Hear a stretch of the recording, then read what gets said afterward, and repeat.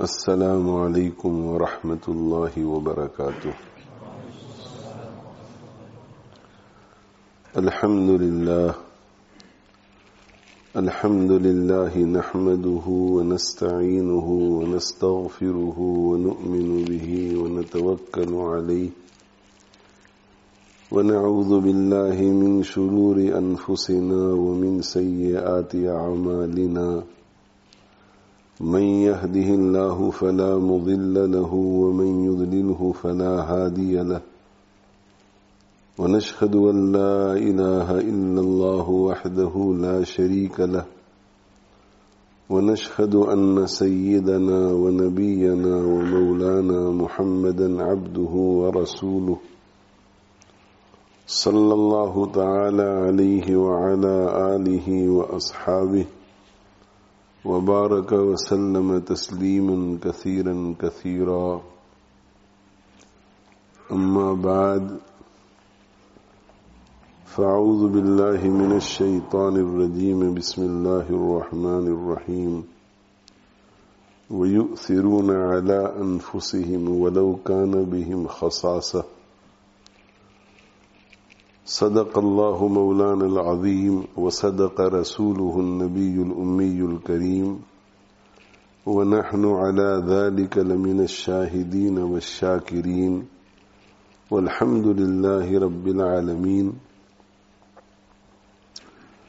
رب اشرح لي صدري ويسر لي أمري واحلل عقدة من لساني يفقه قولي، سبحانك لا علم لنا إلا ما علمتنا إنك أنت العليم الحكيم،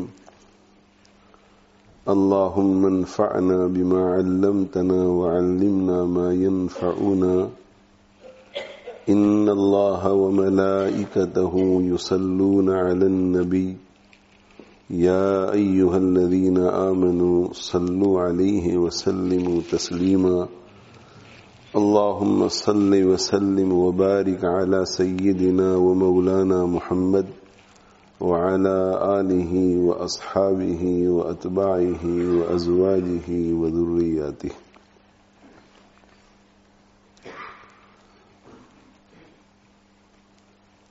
اللہ تعالی شأنہ اپنے بندوں پر بڑی رحیم ہے، بڑے رحم والے ہیں۔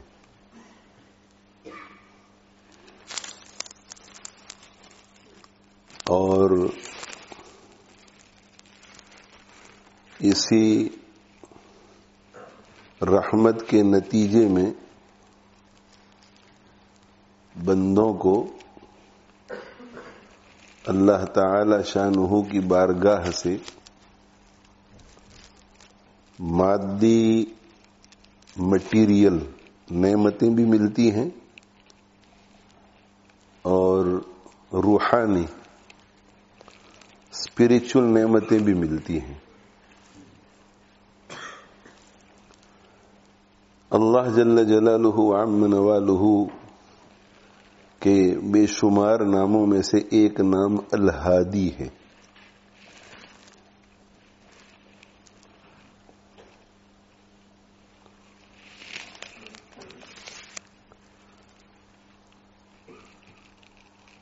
رہنمائی کرنے والے، ہدایت کرنے والے۔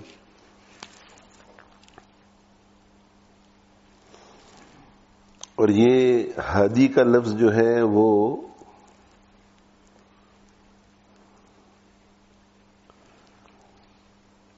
انبیاء علیہم الصلاۃ والسلام کے لیے بھی استعمال کیا گیا ہے۔ لکل قوم ہاد، اللہ تعالی شانہ نے ہر قوم کے لیے ایک ہادی بھیجا، رہنمائی کرنے والا بھیجا، ہدایت دینے والا بھیجا۔ اور انبیاء علیہم الصلاۃ والسلام کے بعد بھی امت میں ایسے افراد پیدا ہوتے ہیں جن کو ہادی کہا جا سکتا ہے. جیسے آپ صلی اللہ علیہ وآلہ وسلم نے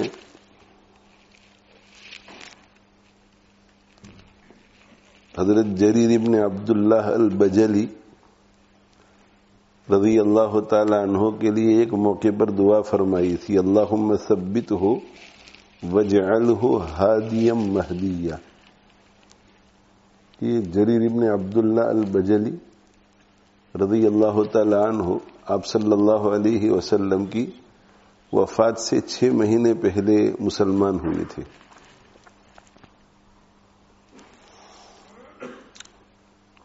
مگر یہ ان کی خوش نصیبی تھی کہ اللہ کے نبی صلی اللہ علیہ وآلہ وسلم کے دل میں ان کے لیے ایک خاص جگہ پیدا ہو گئی.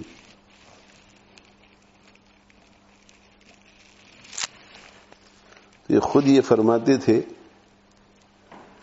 کہ ان 6 مہینوں میں ایسا کبھی نہیں ہوا کہ میری نظر اللہ کے نبی صلی اللہ علیہ وسلم کی نظر سے ملی ہو اور آپ صلی اللہ علیہ وسلم مجھے دیکھ کر مسکرائے نہ ہوں.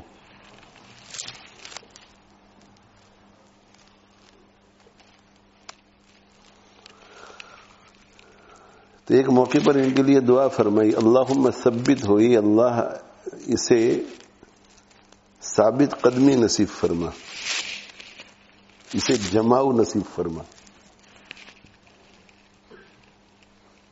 انہوں نے شکایت کی اللہ کے نبی صلی اللہ علیہ وسلم سے کہ میں گھوڑے پر جم نہیں سکتا،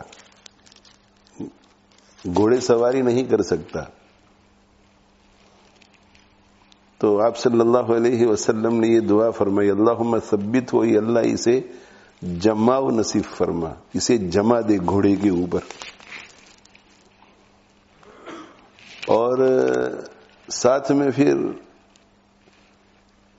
دین کے لیے بھی دعا فرمائی، وجعلہ ہادیا مہدیا، اور اسے ہادی اور مہدی بنا دے، ہدایت یافتہ بھی بنا دے اور دوسروں کو ہدایت دینے والا بھی بنا دے، دوسروں کو کی رہنمائی کرنے والا بنا دے.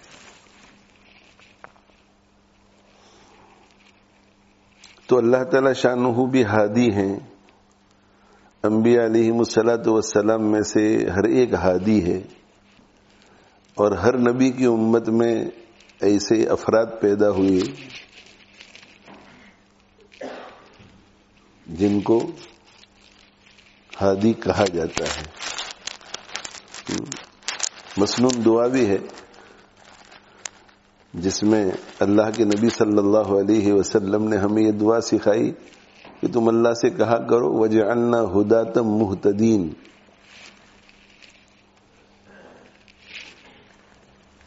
یہ اللہ آپ ہمیں ہدایت دینے والا بھی بنائیے اور ہدایت حاصل کرنے والا بھی بنائیے.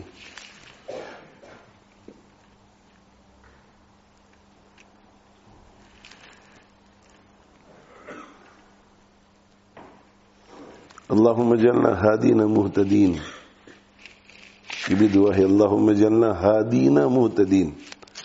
یہ اللہ ہدایت دینے والا بھی بنائیے ہمیں اور ہدایت حاصل کرنے والا بھی بنائیے. ہم خود بھی راہ راست پر چل رہے ہوں اور دوسروں کو بھی راہ راست پر لائیں.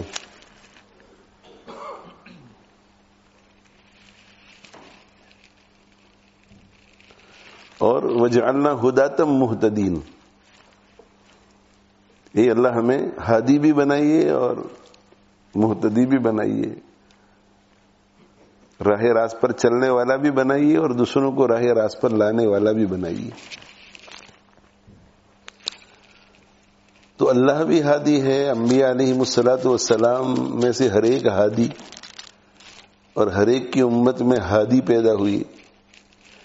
اور یہ اللہ آپ ہمیں ہادی بنائیے، اس کی دعا کے لیے بھی کہا گیا.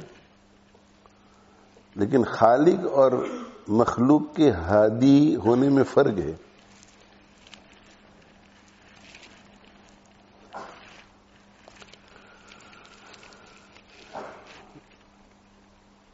مخلوق کے ہادی ہونے کا مطلب یہ ہے کہ وہ منزل مقصود تک پہنچنے کا راستہ بتلاتی ہے.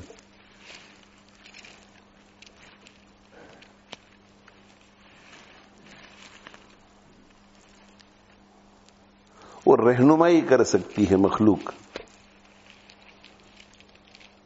کوئی بھی نبی ہو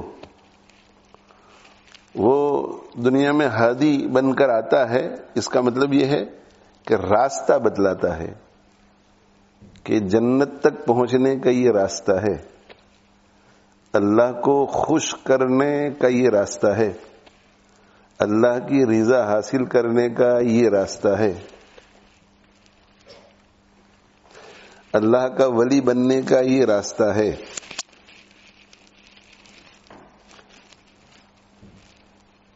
نقصان سے بچنے کا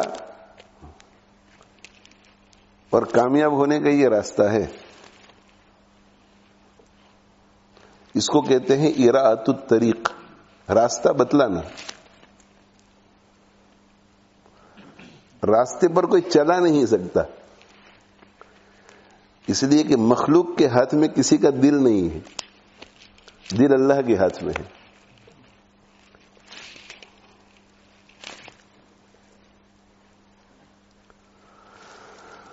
تو اللہ جل جلالہ عم نوالہ نے ہمارے پیارے آقا صلی اللہ علیہ وسلم کو ہادی بنا کر بھیجا,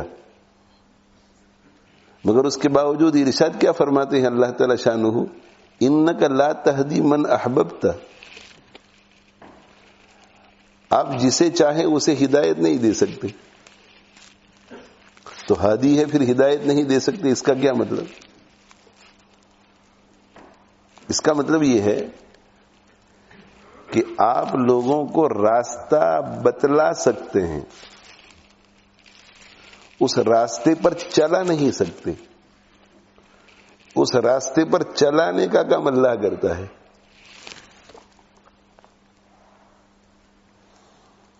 تو ایک ہوتا ہے راستہ دکھلا دینا, اور دوسرا ہوتا ہے جہاں پہنچنا ہے وہاں پہنچا دینا. نبی جنت کا راستہ دکھلاتا ہے, اللہ جنت تک پہنچاتا ہے. نبی بتلاتا ہے کہ جنت میں جانے کے لیے یہ کرو, یہ کرو, یہ کرو, یہ کرو, یہ مت کرو, یہ مت کرو, یہ مت کرو. لیکن یہ جو نبی کہتا ہے کہ یہ کرو, یہ مت کرو, یہ کرو, یہ مت کرو, یہ کرنے اور نہ کرنے کی ہدایت کا ملنا یہ نبی کی طرف سے نہیں آتا, یہ اللہ کی طرف سے آتا ہے. تو نبی ہادی ہے. کس معنی میں ہادی ہے؟ راستہ بتلانے میں. مگر انگلی پکڑ کر عمل کروا کر منزل تک پہنچا دینے والا ہادی ایک ہی ہے, اور وہ ہے اللہ. ایصال الی المطلوب کا کام صرف اللہ کرتا ہے. تو جب ہم اللہ سے کہتے ہیں کہ اللہم اہدنا الصراط المستقیم, اس کا معنی ہے کہ یہ اللہ آپ ہمیں منزل تک پہنچا دیجئے, آپ جنت تک پہنچا دیجئے, آپ اپنی معرفت تک پہنچا دیجئے, آپ اپنی ولایت تک پہنچا دیجئے, آپ اپنی رضا تک پہنچا دیجئے.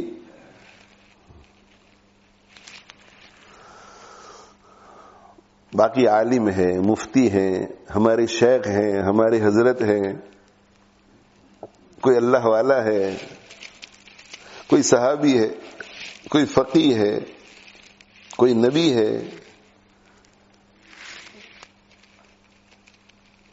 اس کے ہادی ہونے کا مطلب یہ ہے کہ وہ راستہ دکھلاتا ہے ہمیں.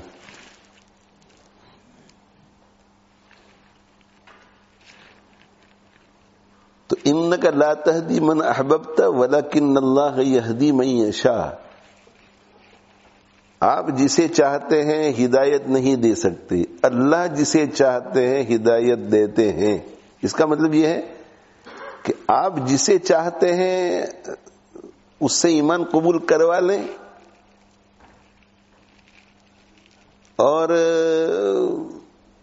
گناہوں سے بچا لیں اور سیدھے راستے پر چلا دیں اور آخرت کی کامیابی کا مستحق بنا دیں، یہ آپ نہیں کر سکتے، یہ تو اللہ کرتا ہے، یہ تو اللہ کرتا ہے۔ آپ ہادی ہیں، اس میں کوئی شک نہیں، مگر آپ بتلاتے ہیں، راستہ بتلاتے ہیں۔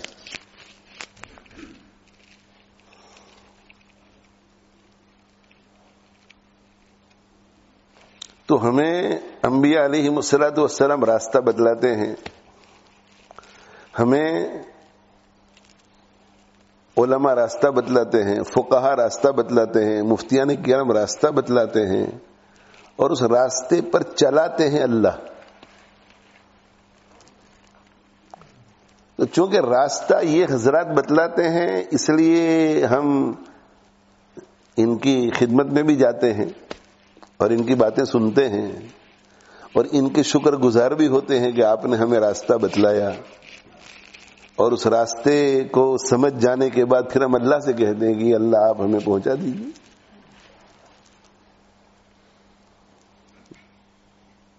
ایک شخص وہ ہے جو آپ سے یہ کہے کہ اگر آپ لندن جانا چاہتے ہیں تو اس نمبر پر آپ کو ٹیکسی ملے گی، وہ ٹیکسی آپ کو بس اسٹیشن تک لے جائے گی، وہاں سے فلاں بس اتنے بجے ملے گی، وہ بس فلاں شہر میں جا کر رکے گی، وہاں آپ کو اترنا ہوگا، وہاں سے آپ کو دوسرے اسٹیشن پر جانا ہوگا، وہاں سے دوسری بس لینی ہوگی، پھر وہ بس آپ کو لندن پہنچائے گی، اور جہاں آپ جانا چاہتے ہیں وہاں جانے کے لیے آپ کو وہاں سے ایک ٹیکسی لینی پڑے گی، یہ اس کا نمبر ہے۔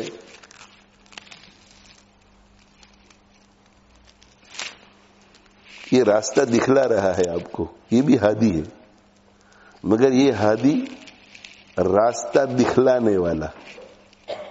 اور دوسرا شخص آپ سے یہ کہے کہ میں فارغ ہی ہوں، چلو میں آپ کو چھوڑاؤں، اور اپنی گاڑی میں بٹھا لے آپ کو، اور اپنی گاڑی میں بٹھا کر کے آپ کو جہاں جانا ہے وہاں پہنچا دے، یہ بھی ہادی ہے، مگر یہ پہنچانے والا ہادی ہے۔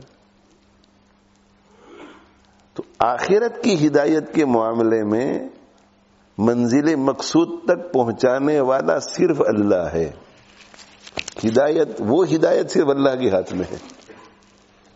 کوئی ایمان، کفر سے ایمان میں آئے، یہ دوسرا کوئی نہیں کر سکتا سوائے اللہ کے۔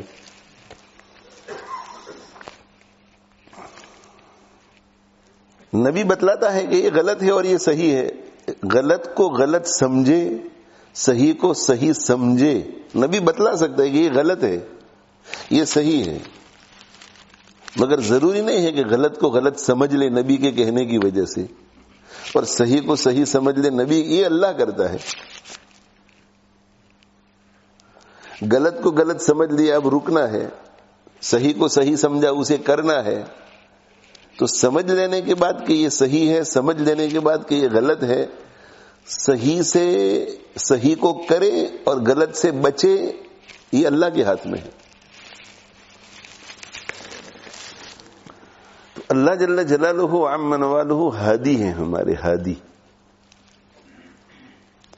ہادی ہیں۔ اللہ ہمیں راستہ دکھلاتے بھی ہیں اور اللہ ہمیں راستہ طے کرا کے منزل مقصود تک پہنچاتے بھی ہیں۔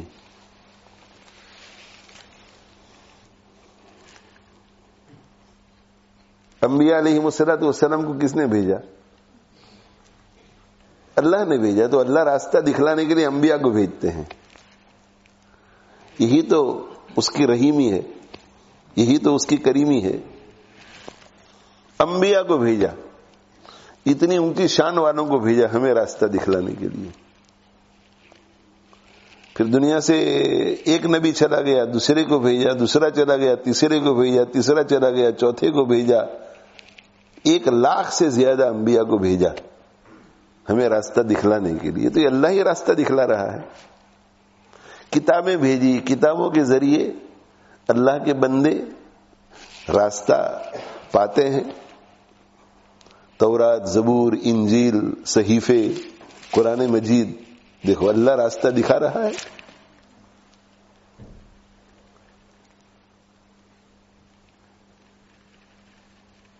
علماء راستہ دکھا رہے ہیں 1400 سال سے. علماء راستہ دکھا رہے ہیں. انبیاء علیہ السلام کے وارث ہیں. اور 1400 سال میں لاکھوں علماء آئے, لاکھوں کروڑوں علماء آئے, پر آج بھی لاکھوں پوری دنیا میں ہوں گے. اللہ کتنا کریم ہے, کتنا کریم ہے. اگر اللہ چاہتے تو لوگوں کا دل اٹھ جاتا علم کو حاصل کرنے سے, مدارس اجڑ جاتے اور ہمیں راستہ دکھانے والا کوئی باقی نہ رہتا, تو ہم کہاں جاتے؟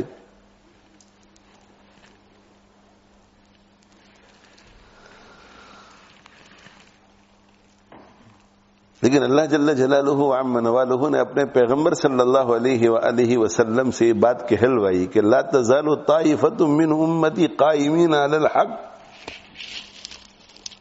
حتی یأتی امر اللہ, او کما قال صلی اللہ علیہ وسلم. میری امت میں سے ایک جماعت برابر قائم رہے گی حق پر, وہ صحیح اور غلط کو پہچانتی ہوگی, صحیح اور غلط کی تمیز کرنے کی اسے قدرت ہوگی, اور لوگوں میں بھی غلط فہمیاں پیدا ہو جاتی ہیں تو وہ لوگوں کو بھی سمجھائے گی کہ یہ غلط ہے اور یہ صحیح ہے. ایسی جماعت قائم رہے گی. کب تک؟ قیامت تک. قیامت تک قائم رہے گی. تو اللہ جل جلالہ عم نوالہ راستہ دکھاتے بھی ہیں, اور اللہ جل جلالہ عم نوالہ منزل مقصود تک پہنچاتے بھی ہیں.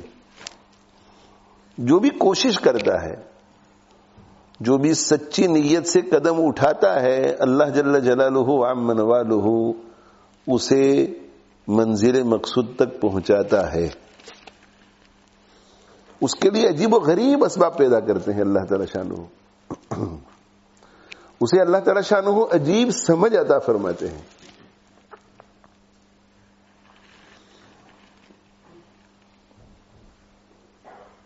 حضرت عمر رضی اللہ تعالی عنہ کے بہنوئی سعید ابن زید ابن عمرو ابن نوفیل رضی اللہ تعالی عنہ, جنہوں نے حضرت عمر رضی اللہ تعالی عنہ کی بہن حضرت فاطمہ رضی اللہ تعالی عنہ سے شادی کی تھی. یہ جو زید ہیں, سعید جو ہیں, سعید ان کے والد ہیں زید ابن عمرو ابن نوفیل. یہ مکہ مکرمہ کے ان گنے چنے حضرات میں سے ہے جنہیں فطری طور پر بت پرستی سے بیزاری تھی. یعنی ماحول پورا بت پرستی کا. مکہ مکرمہ میں رہنے والے جتنے اصحاب مال تھے, اصحاب اقتدار تھے, اصحاب منصب تھے, جتنے لوگ ذہین سمجھے جاتے تھے, ہوشیار سمجھے جاتے تھے, مرجع سمجھے جاتے تھے, وہ سارے بت پرستی میں مبتلا تھے. تو جیسا دیس ویسا بھیس, جیسا ماحول ہوتا ہے آدمی اسی رنگ میں رنگ جاتا ہے. لیکن اللہ کی رحیمی اور کریمی کو دیکھیے, یہ اللہ ہمیں بتلاتے ہیں کہ راستہ دکھانے کا کام بھی میں ہی کرتا ہوں اور منزل مقصود تک پہنچانے کا کام بھی میں ہی کرتا ہوں.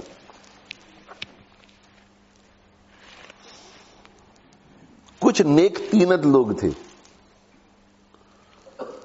جن کی فطرت جو ہے وہ سلیمہ تھی, ایسے حالات میں بھی ان کی فطرت میں بگاڑ نہیں آیا تھا. ان کو بیزاری تھی بت پرستی سے. تو یہ زید ابن عمرو ابن نوفیل کے دل میں یہ خیال آیا کہ اللہ تعالی شانہ کو راضی کرنے کے لیے جو صحیح مذہب ہے اسے ڈھونڈنا چاہیے. رہتے کہاں ہیں؟ مکہ مکرمہ میں. اور ان کے دل میں یہ خیال آیا کہ صحیح مذہب کو ڈھونڈنا چاہیے. اور اللہ تعالی شانہ نے اس ماحول میں رہتے ہوئے بھی دل اتنا پاکیزہ بنایا تھا کہ جب مشرکین مکہ بکری کو ذبح کرتے تھے اور بکری کو ذبح کر کے چڑھاوا چڑھاتے تھے بت کے نام پر، بت کے نام پر ذبح کرتے تھے اور چڑھاوا چڑھاتے تھے بت کے نام پر، بت کے لیے قربان کرتے تھے اسے، تو وہ ان سے کہا کرتے تھے کہ بکری کو پیدا اللہ نے کیا، بکری کو پیدا اللہ نے کیا، اور اس کے لیے اللہ نے پینے کے لیے پانی آسمان سے برسایا، اور اس کے لیے چارہ اللہ نے اگایا۔ تو پیدا کرنے والا اللہ، پانی برسانے والا اللہ، اور چارہ اگانے والا اللہ، اور ذبح کرتے ہو اللہ کے نام کے علاوہ پر۔ یعنی تھوڑی دیر کے لیے سوچئے نا کہ ماحول چاروں طرف کیسا ہے۔ اس ماحول میں ایک شخص کی سوچ آپ دیکھیے، انسان سنسیئر ہو، جینیوئن ہو، اور سنسیریٹی اور جینیوئنس کے ساتھ اللہ کی مرضی کے مطابق زندگی گزارنے کا فیصلہ کرے اور اپنی طرف سے جتنی کوشش ہو سکے کرے۔ ہو ہی نہیں سکتا کہ وہ 100% دین پر نہ آ سکے، ہو ہی نہیں سکتا کہ اللہ اس کی رہنمائی نہ فرمائے۔ اللہ صرف رہنمائی نہیں فرمائیں گے، اللہ منزل مقصود تک پہنچائیں گے۔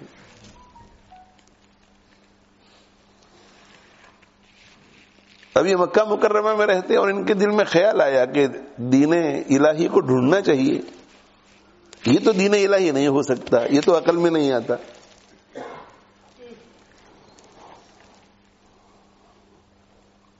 تو تجارت کے لیے مکہ مکرمہ سے لوگ شام جاتے تھے۔ اب ظاہر ہے کہ ایک ملک سے دوسرے ملک میں جاتے ہیں، وہاں سے پھر آتے ہیں تو ایک ملک کا تذکرہ دوسرے ملک میں، دوسرا ملک کا تذکرہ پہلے ملک میں۔ تو ان کے کانوں تک یہ بات پہنچی تھی کہ وہاں کچھ دوسرے مذہب کے لوگ رہتے ہیں جو آسمانی مذہب کو مانتے ہیں، یہود رہتے ہیں، نصارہ رہتے ہیں۔ تو ان کے دل میں خیال آیا کہ وہاں جا کر کے معلوم کرنا چاہیے، وہاں جا کر کے دیکھنا چاہیے۔ تو انہوں نے سچے مذہب کو ڈھونڈنے کے لیے مکہ مکرمہ سے شام کا سفر کیا۔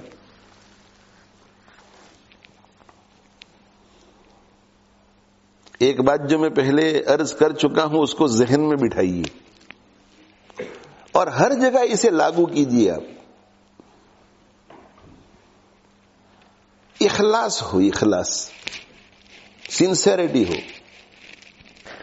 اور جینیوئنس ہو، سچا ہو آدمی کہ مجھے کسی طرح بھی اللہ کو پانا ہے، اللہ کو راضی کرنا ہے، اللہ کو خوش کرنا ہے۔ تو اگر وہ کسی غلط مذہب میں ہوگا اور غلط مذہب کو 100% صحیح سمجھ رہا ہوگا اور صحیح سمجھ کر اخلاص کے ساتھ، جینیوئنس کے ساتھ، یہ سمجھتے ہوئے کہ اللہ اسی سے راضی ہوتا ہے، وہ عمل کرتا رہے گا، ایک وقت ایسا ضرور آئے گا کہ اللہ اسے اسلام کے دامن میں لائے گا۔ اس لیے کہ ایک آدمی بیچارہ سنسیئر ہے اور اس کے دل میں ایسا ہے کہ میں تو اللہ کو چاہتا ہوں اور میری عقل یہ کہہ رہی ہے، جو کچھ میرے پاس نالج ہے وہ یہ بتلا رہا ہے کہ اللہ کو راضی کرنے کا یہی طریقہ ہے، اور اس میں چلتا ہے، وہ اس کا وہ مذہب جو اسے کہتا ہے وہ کرتا ہے، قربانیاں دیتا ہے وہ۔ تو اللہ جل جلالہ وعم نوالہ اس کے دل کی نیت سے واقف نہیں کہ میرا بندہ تو مجھے چاہتا ہے اور یہ میرا بندہ مجھے چاہتا ہے اور مجھ تک پہنچنا چاہتا ہے، مگر راستہ غلط اختیار کر لیا ہے، تو کہ اللہ اسے سیدھے راستے پر نہیں ڈالیں گے۔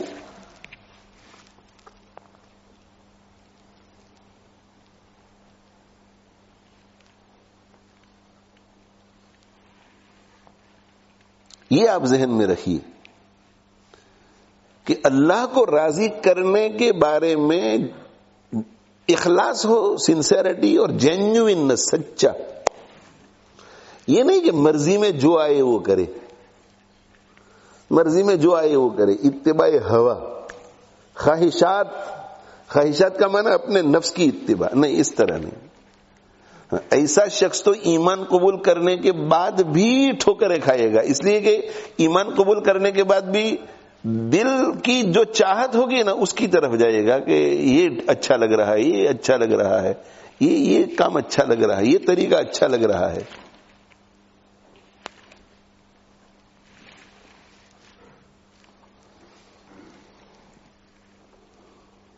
اتباع ہدا کی نیت ہو کہ میں تو وہ چاہتا ہوں جو میرا اللہ چاہتا ہے, میں وہ چاہتا ہوں جو میرا اللہ چاہتا ہے. ہاں, میرا اللہ جو چاہتا ہے اس پر عمل کرنے کی وجہ سے اگر میرا مشن کامیاب نہ ہو تو مجھے کوئی حرج نہیں ہے, اور میرا مشن کامیاب ہو مگر ایسا طریقہ اختیار کروں جس سے اللہ راضی نہیں ہوتا تو مجھے اس کی ضرورت نہیں ہے. ایک پروگرام کر رہے ہیں مثال کے طور پر, تو ہر پروگرام کرنے والوں کی چاہت یہ ہوتی ہے کہ زیادہ سے زیادہ لوگ آئیں اور زیادہ سے زیادہ لوگوں کو فائدہ پہنچے, مگر ایسے طریقے سے کوئی پروگرام کرے کہ جس میں کوئی ایسی چیز ہو, ایسا ایلیمنٹ ہو جس سے اللہ ناراض ہوتا ہو. تو ایسے پروگرام میں اگر 10,000 آدمی بھی شریک ہو جائیں تو یہ ناکام ہے, اس لیے کہ ایسے کام کے ذریعے لوگوں کو اکٹھا کیا گیا کہ جس سے اللہ ناراض ہے. اور پروگرام اس طرح کر رہا ہے کہ بھئی نہیں, یہ کام ہم نہیں کر سکتے, یہ نہیں کر سکتے ہیں, کیوں؟ اس لیے کہ اللہ ناراض ہوگا, یہ کام نہیں, اللہ ناراض ہوگا, یہ کام اللہ ناراض ہوگا. اور اگر 5 آدمی بھی آئے, صرف 5 آدمی آ جائے تو بھی ہم کامیاب ہیں, اور کوئی نہ آئے تو بھی کامیاب ہیں.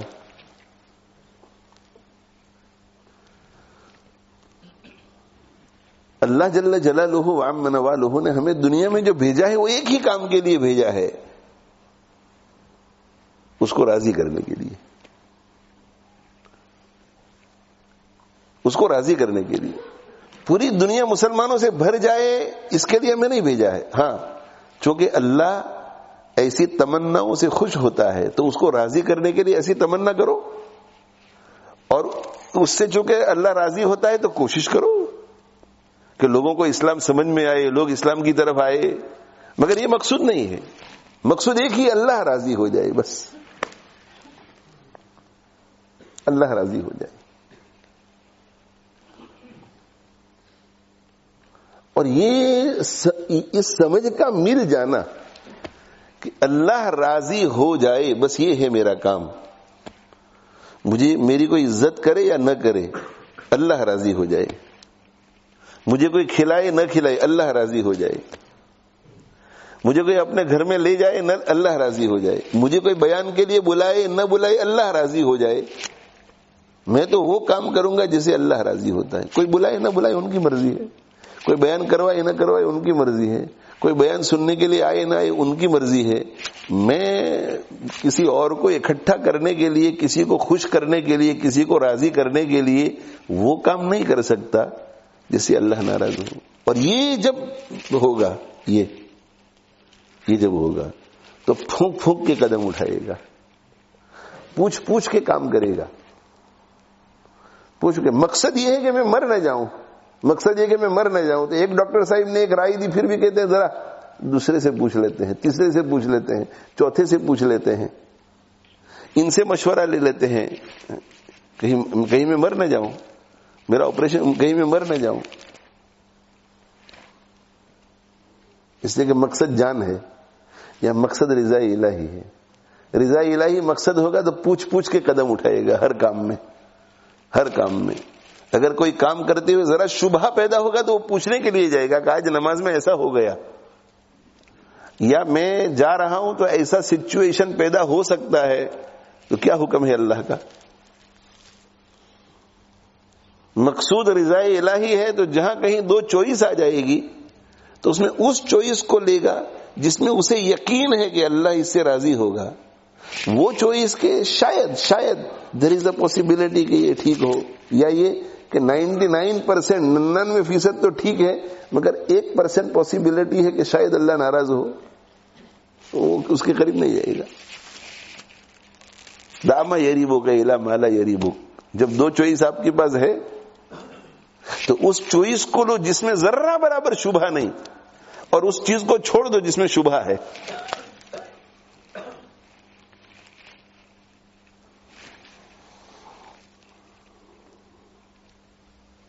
امام بخاری رحمت اللہ علیہ نے ایک بزرگ کا قول نقل کیا ہے, ما رأیت اہون من الورع, میں نے پرہیزگاری اور شک شبہے سے بچنے سے زیادہ آسان چیز نہیں دیکھی. سب سے آسان کام یہ کہ شبہے سے بچو, شک سے بچو.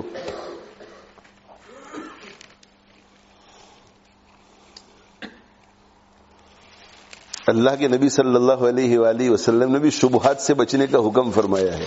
شبہ کی چیزوں سے بچو, اس لیے کہ جو شبہے میں پڑتا ہے ومن وقع فی الشبہات وقع فی الحرام, جو شبہے میں پڑتا ہے وہ حرام میں واقع ہو جائے گا, وہ حرام میں پڑے گا.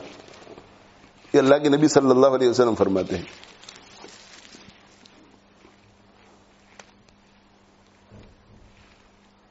آج شبہ والا کام کیا, شبہ والا کام, ڈاؤٹ والا کام کیا آج آپ نے, بعد میں پتا چلا کہ نہیں ٹھیک تھا. پھر ڈاؤٹ والا کام کیا دوسری مرتبہ, دوسرا کام, پتا چلا کہ نہیں ٹھیک تھا. یہ تو آپ گیمبل کر رہے ہیں نا. ایک وقت ایسا آ سکتا ہے کہ آپ ڈاؤٹ والا کام کریں گے, پتا چلے گا کہ آپ نے غلط کیا تھا. جو شبہ میں پڑتا ہے وہ حرام میں پڑتا ہے. اور بڑے بڑے بزرگان دین نے, بڑے بڑے محدثین نے تمام احادیث پر غور و فکر کیا, اور غور و فکر کر کے ان میں سے 4-5 سب سے امپورٹنٹ حدیثوں کو نکالا. سب سے امپورٹنٹ حدیث امام ابو حنیفہ رحمۃ اللہ علیہ نے 5 حدیثیں نکالی سب سے امپورٹنٹ, اور امام ابو داؤد رحمۃ اللہ علیہ نے 4 حدیثیں نکالی. انہوں نے کہا کہ ان 4 حدیثوں پر اگر کوئی عمل کر لے گا وہ جنت میں, وہ دیندار ہوگا, وہ اللہ کا ولی ہوگا. ان 4 حدیثوں پر عمل کر لے گا تو وَيَكْفِي الْإِنسَانَ لِدِينِهِ 4 احادیث. انسان کو اس کے دین کے لیے 4 حدیثیں کافی ہے, صرف 4 حدیثیں. اور امام ابو حنیفہ رحمۃ اللہ علیہ نے بھی انہی 4 حدیثوں کو منتخب کیا تھا, اور اس میں ایک اور بڑھائی تھی, 5 حدیثیں.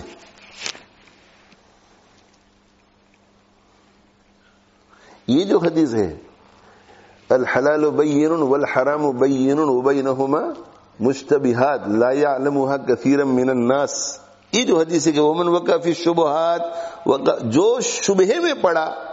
شبہے میں پڑا کا کیا مطلب, جو شبہے والی چیز سے نہ بچا وہ حرام میں واقع ہو جائے گا. یہ حدیث جو ہے یہ امام ابو حنیفہ رحمۃ اللہ علیہ نے بھی لی ہے اور امام ابو داؤد نے بھی لی ہے.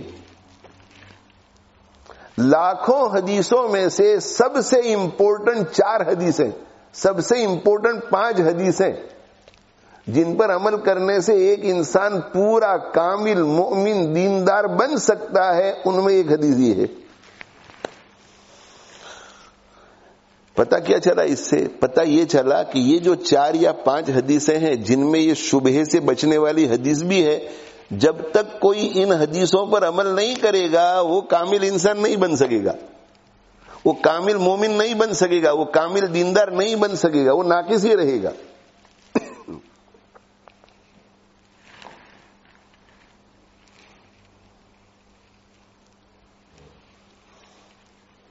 تو میں یہ عرض کر رہا ہوں میرے بھائیوں کہ بالکل اپنے سامنے اللہ کی رضا کو رکھو. اللہ مجھے بھی اس کی توفیق دے. ہاں, واہ واہ نہیں, واہ واہ نہیں, واہ واہ سے کیا ملے گا, واہ واہ سے کیا ملے گا, واہ واہ سے کیا ملے گا. ہمیں چاہنے والے کتنے لوگ ہوتے ہیں بھائی, 1000 2000 4000 5000 کتنے لوگ ہوتے ہیں ہمیں چاہنے والے.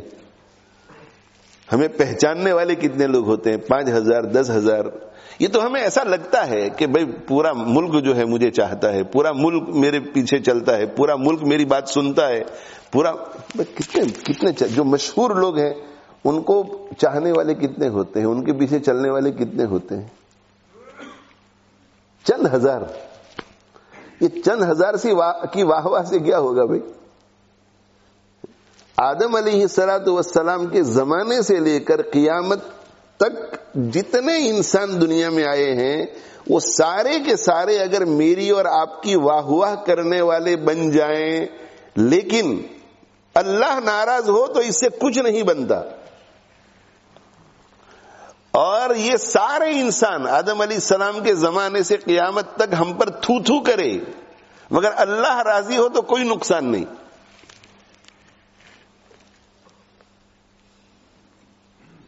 واہ واہ سے کیا لینا ہے بھائی؟ کوئی ہمیں واہ واہ کرے کہ بہت اچھا آدمی ہے، ماشاءاللہ بہت اچھا، سپر ہے، میں ہے، وہ ہے، یہ ہے، وہ ہے، بہت سخی ہے، بہت نیک ہے، بہت اخلاق والا ہے، جو بھی کہیں ہمارے بارے میں،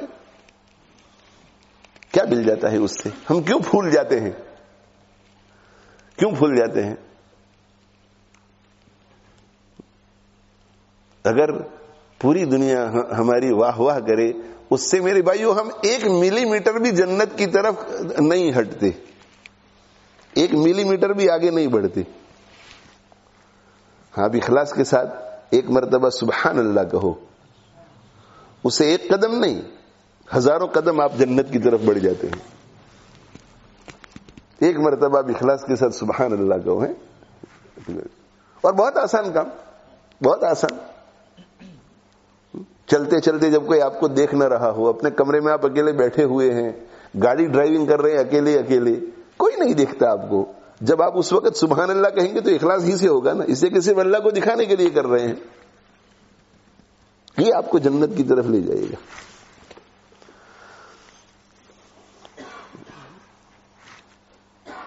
مسلم بنے. مسلم کون ہے؟ جو اپنی تمام خواہشات کو اللہ کی مرضی کے تابع کر دے، جو سبمٹ ہو جائے. تیری جدا پسند، میری جدا پسند، تجھے خودی پسند، مجھے خدا پسند. توحید تو یہ ہے کہ خدا حشر میں کہہ دے یہ بندہ 2 عالم سے خفا میرے لیے ہے. سر تسلیم خم ہے جو مزاج یار میں آئی، ماننے کے لیے سر میرا جھک گیا ہے، میں کھڑا ہوں، آپ فرماتے جائیں میں کرتا جاؤں گا. اس کو مسلم کہتے ہیں، اسے مسلمان کہتے ہیں. مسلمان ہماری زبان میں مسلمان کہتے ہیں، عربی میں مسلم کہتے ہیں.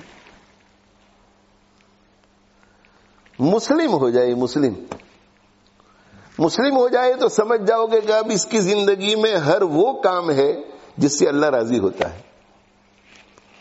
اسی لیے اللہ تعالی شانہ کیا فرماتے ہیں؟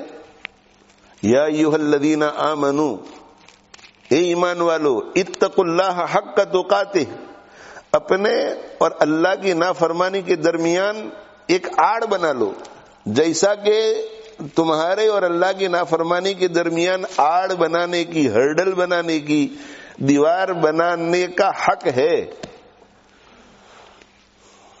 وَلَا تَمُوتُنَّ إِلَّا وَأَنْتُمْ مُسْلِمُونَ، اور تم ہرگز مت مرنا مگر مسلم ہونے کی حالت میں. مسلم کمپلیٹلی سبمیشن کے ساتھ مرنا.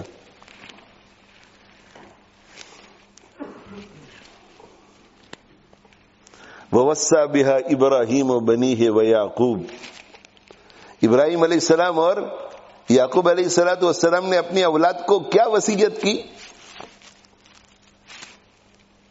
ان اللہ اصطفیٰ لکم الدین، بے شک اللہ تعالی شانہ نے یہ جینے کا طریقہ تمہارے لیے منتخب کر لیا ہے. یہ دین، یہ راستہ کہ اس طرح زندگی گزارو، یہ تمہارے لیے منتخب کر لیا ہے.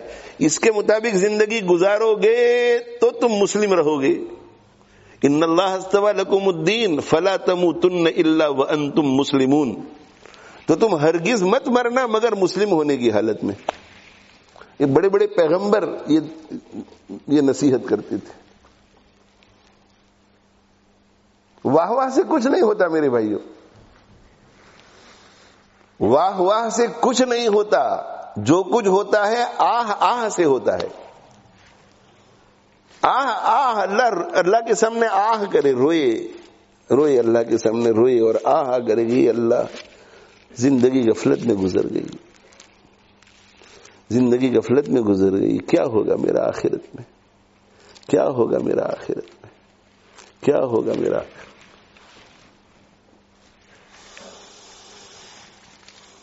قبر میں کیا ہوگا؟ موت کے وقت کیا ہوگا؟ روئے آدمی.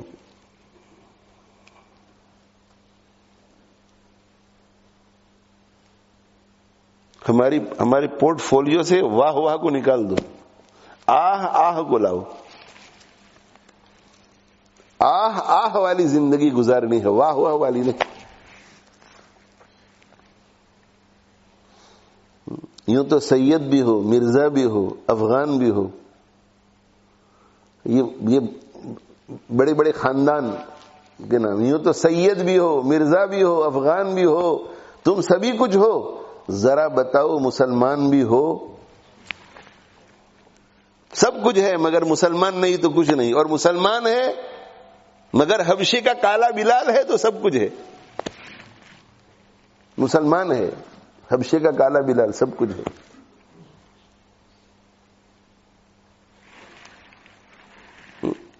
مسلمان ہے اور غلام ہے, زید ابن حارثہ, سب کچھ ہے. مسلمان ہے اور غلام کا بیٹا ہے, اسامہ ابن زید, سب کچھ ہے. اور مسلمان نہیں تو کچھ نہیں. اور مسلمان کا معنی یہی, مسلمان کا معنی یہ کہ اللہ کی رضا کے مطابق زندگی گزارنے والا بن جائے. یوں تو سید بھی ہو, مرزا بھی ہو, افغان بھی ہو,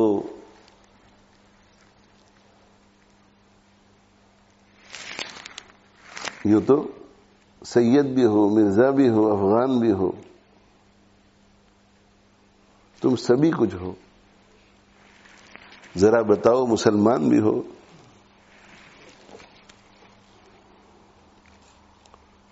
مسلمان اللہ ہمیں بنائے, ہمیں مسلمان بنائے اللہ, حقیقی معنی میں مسلم بنائے. تو مقصد ہمارا کیا ہو؟ اللہ کی رضا جوئی,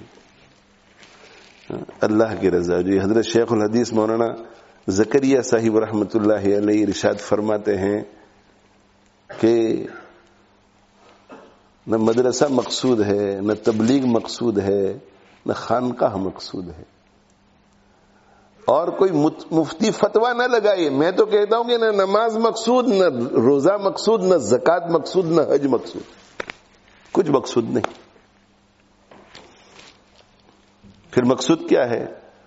مقصود تو یہ ہے کہ بندہ اللہ سے لپٹ جاوے, اللہ سے لپٹ جاوے, اللہ کا دوست بن جاوے, اللہ کو اپنا دوست بنا لے.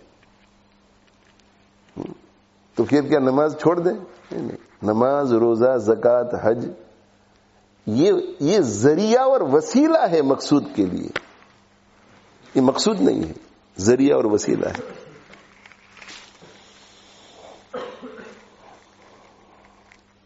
تبلیغ کو چھوڑ دیں, خانقاہ کو چھوڑ دیں, مدرسے کو چھوڑ دیں, نہیں, یہ وسیلہ ہے رضا الہی کا. لیکن صرف ایک وسیلے کو پکڑ لیا, اور وسیلے کو پکڑنے کے بعد ہم دیکھتے ہی نہیں کہ مقصود حاصل ہو رہا ہے کہ نہیں. مدرسے میں پڑھ رہا ہوں, مدرسے میں پڑھا رہا ہوں, لیکن کیا میری زندگی ایسی بن رہی ہے کہ نہیں پڑھنے پڑھانے کے نتیجے میں کہ میرا اللہ مجھ سے ہر معاملے میں راضی ہے؟ یہ دیکھے ہی نہیں, اور بس مدرسے میں پڑھنا پڑھانا وہی مقصود ہو جاوے. تبلیغ میں مشغول ہے اور یہ سوچے ہی نہیں کہ اللہ مجھ سے راضی ہو رہا ہے یا نہیں. میری زندگی میں ایسے کتنے کام ہیں جن سے اللہ ناراض ہو رہا ہے. صفائی ہوئی کہ نہیں, خانقاہ میں جا رہا ہے, آنا جانا, مجلس, شیخ کی ملاقات, اور یہ چیک ہی نہیں کرتا کہ میری زندگی میں اللہ کو ناراض کرنے والے کتنے کام ہیں, ان میں سے کچھ کمی ہوئی کہ نہیں.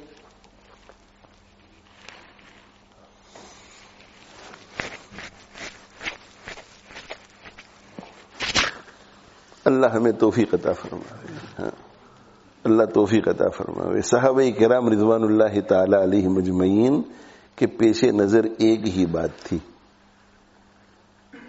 کہ اللہ اور اس کے رسول صلی اللہ علیہ وسلم کس چیز کو چاہتے ہیں. وہ جس چیز کو چاہتے ہیں بس وہ کرنا ہے, وہ جس چیز کو چاہتے ہیں وہ کرنا ہے، اور وہ جس چیز کو نہیں چاہتے، جس چیز کو پسند نہیں کرتے،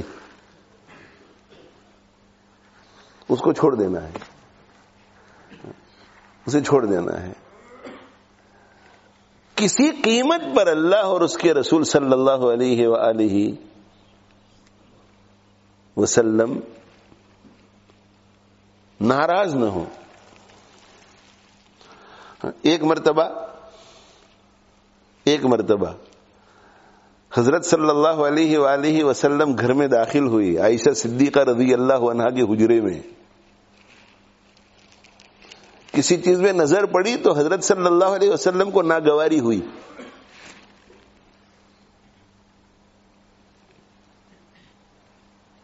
اب سب جانتے تھے کہ اللہ کے پیغمبر ہیں، سید المرسلین ہیں صلی اللہ علیہ وسلم، یہ ناراض ہوتے ہیں تو اس چیز پہ ناراض ہوتے ہیں جس سے اللہ ناراض ہوتا ہے، یہ خوش ہوتے ہیں تو اس چیز پہ خوش ہوتے ہیں جس سے اللہ خوش ہوتا ہے۔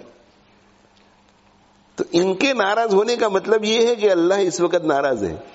اگر یہ ناراض ہے کسی شرعی مسئلے پر تو اللہ ناراض ہے، پتہ نہیں ہے کہ ہوا کیا ہے۔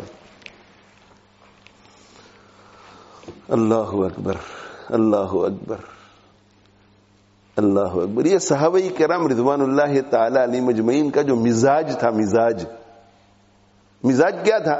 دین پہلے، مزاج کیا؟ آخرت پہلے، مزاج کیا؟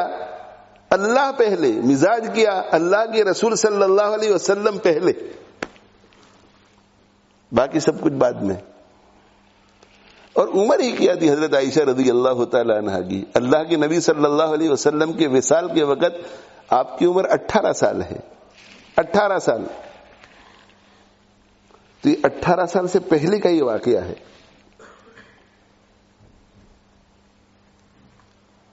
لیکن صحبت نبوی کی برکت سے دین کی فہم، دین کی سمجھ کیسی پختہ ہو جاتی تھی۔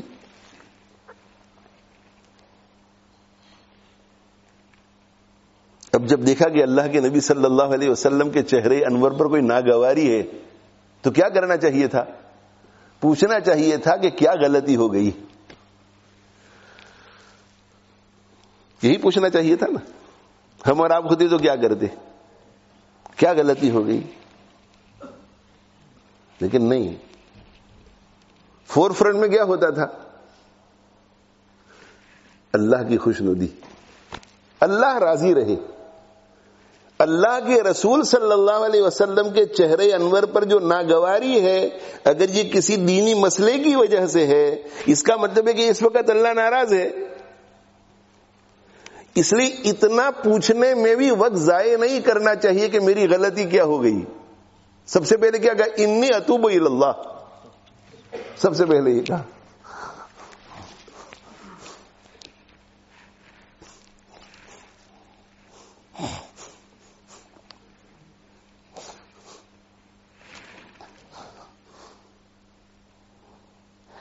اللہ ہمیں یہ دولت دے دے، اللہ ہمیں یہ دولت دے دے، ہمارا یہ مزاج بن جائے، مزاج اللہ ناراض نہ ہو، اللہ ناراض نہ ہو۔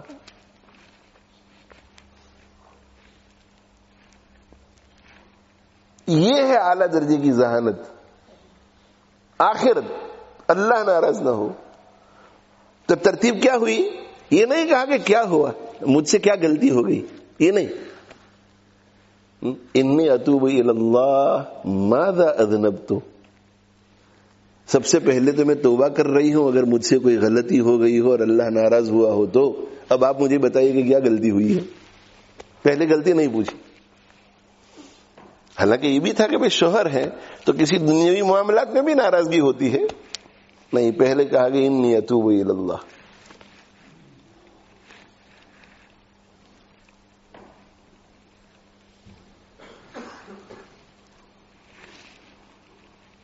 اور اللہ کے پیغمبر صلی اللہ علیہ وآلہ وسلم کا بھی یہی مزاج تھا۔ اسی وجہ سے جب کبھی کوئی ایسی لغزش ہو جاتی تھی جو گناہ تو نہیں ہوتا تھا مگر پیغمبر کی شان کے خلاف ہوتا تھا، تو اللہ جل جلالہ وعم نوالہ پوچھتے تھے کہ ایسا کیوں ہوا. تو اگر اللہ پوچھتے کہ آپ نے ایسا کیوں کیا تو اللہ کے نبی صلی اللہ علیہ وسلم کے دل میں یہ خیال آ سکتا تھا کہ اس وقت اللہ مجھ سے ناراض ہے تو کتنی تکلیف ہوتی نا تکلیف. تو اللہ یہ نہیں چاہتے تھے کہ پیغمبر کو یہ تکلیف ہو، اس لیے سوال پوچھنے سے پہلے اللہ یہ فرماتے ہیں کہ عفا اللہ عنک لما اذنت لہ. یہ نہیں پوچھا کہ لما اذنت لہم، آپ نے یہ کام کیوں کیا، اور پھر پوچھنے کے بعد تنبیہ کرنے کے بعد پھر کہیں کہ چلو میں نے تم کو معاف کر دیا. نہیں، اس سے کہ اللہ جانتے تھے کہ میرے نبی صلی اللہ علیہ وسلم کے فور فرنٹ کیا ہے میری رضا، اور میں نے اگر پوچھ لیا کہ یہ کام آپ نے ایسا کیوں کیا، یہ گھبرا جائیں گے، ان کو زحمت ہوگی، تکلیف ہوگی. اس سے کہ مزاج ایسا ہے کہ اللہ ناراض نہ ہو. اگر میں نے پوچھ لیا کہ یہ کام آپ نے اس طرح کیوں کیا تو تکلیف ہوگی. اس لیے اللہ نے کیا کہا، پہلے عفا اللہ عنک، پہلے سن لو، آگے ایک غلطی کی طرف تم کو متوجہ کرنا چاہتا ہوں لیکن پہلے سن لو، میں ناراض نہیں ہوں، میں تم کو معاف کر چکا ہوں. اور اس کے بعد کہا کہ لما اذنت لہم، کیوں یہ کام کیوں کیا تم نے.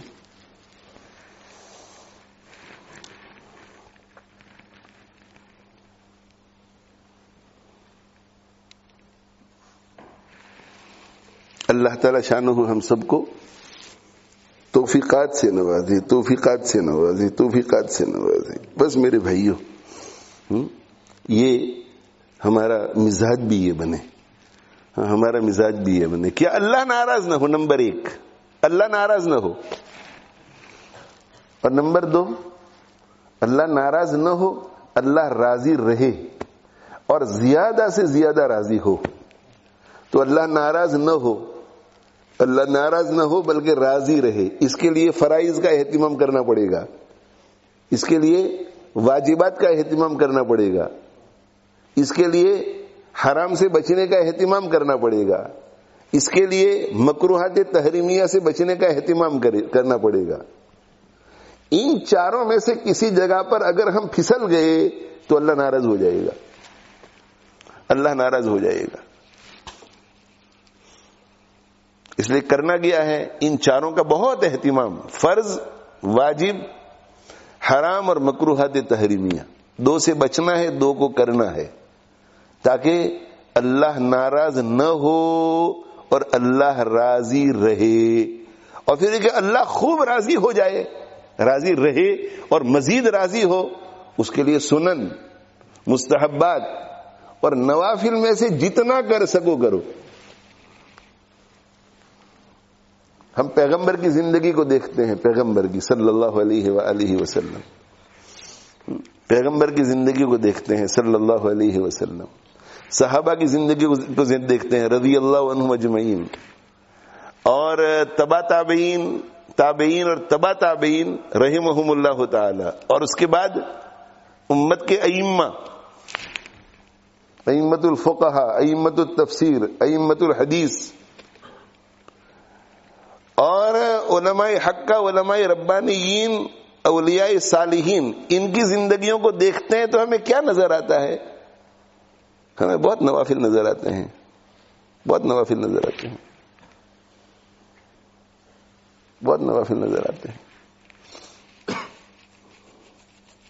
میں نے اپنے بزرگوں سے سنا کہ حضرت شیخ الحدیث مولانا زکریا صاحب رحمۃ اللہ علیہ گرمی کے موسم میں جب نفل پڑھنے کے لیے کھڑے ہوتے تھے مغرب کے بعد اور عشاء کے بعد، مغرب سے عشاء تو نفل میں گزرتا تھا، مغرب اور عشاء کے درمیان کا وقت، عشاء کے بعد بھی لمبی لمبی نفلیں پڑھتے تھے جب حضرت ٹھیک تھے.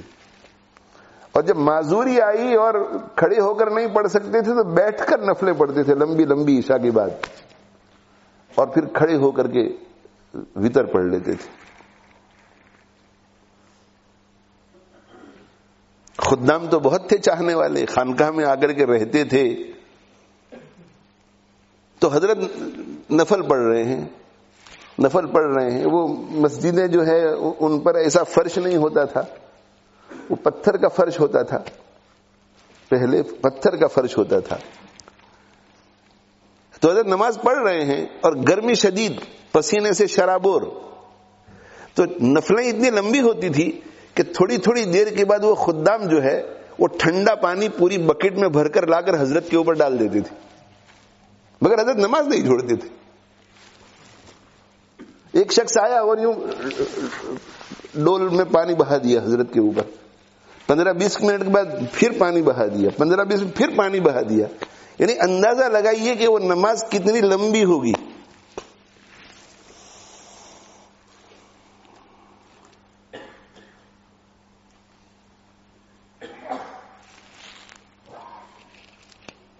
یہ سب کیوں کرتے تھے بھائی؟ اس لیے کرتے تھے کہ فرض تو ہمارا چھوٹتا نہیں، واجب ہمارا چھوٹتا نہیں، حرام میں ہمارا ارتکاب ہوتا نہیں، مکروہ تحریمی کا ارتکاب ہوتا نہیں. تو اللہ تو راضی ہے، ناراض نہیں ہے. نہیں، اللہ اور راضی ہو جائے، خوب راضی ہو جائے، بہت زیادہ راضی ہو جائے، بہت زیادہ راضی ہو جائے.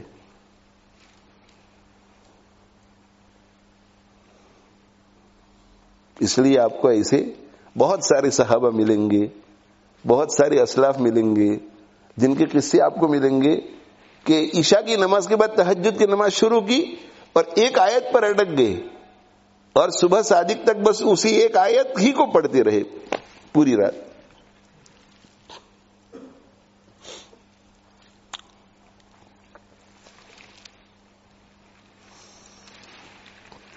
بس رضا الہی مقصود بنانا ہے ہمیں.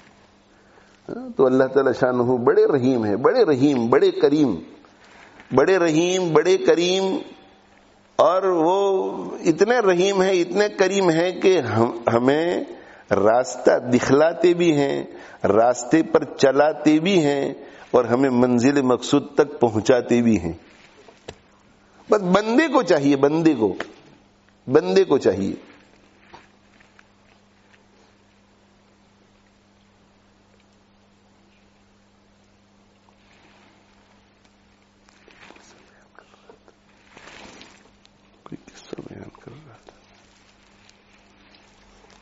بندے کو چاہیے. ہاں، بندے کو کیا چاہیے؟ بندے کو کہ سنسیئر ہو اور جینیوئن ہو.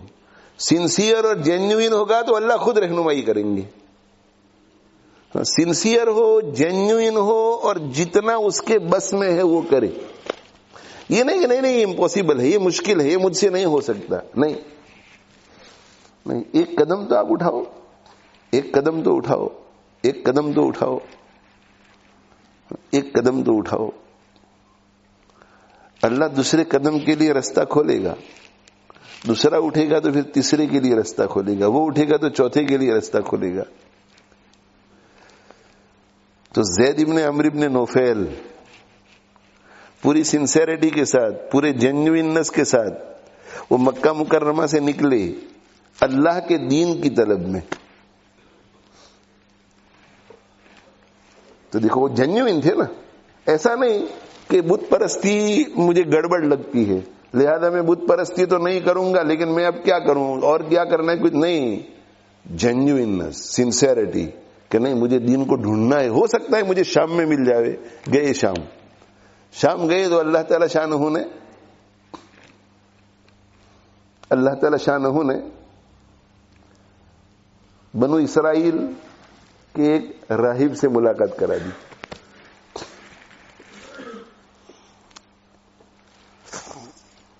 اور اس سے گفتگو ہوئی، ایک یہودی راہب سے گفتگو ہوئی.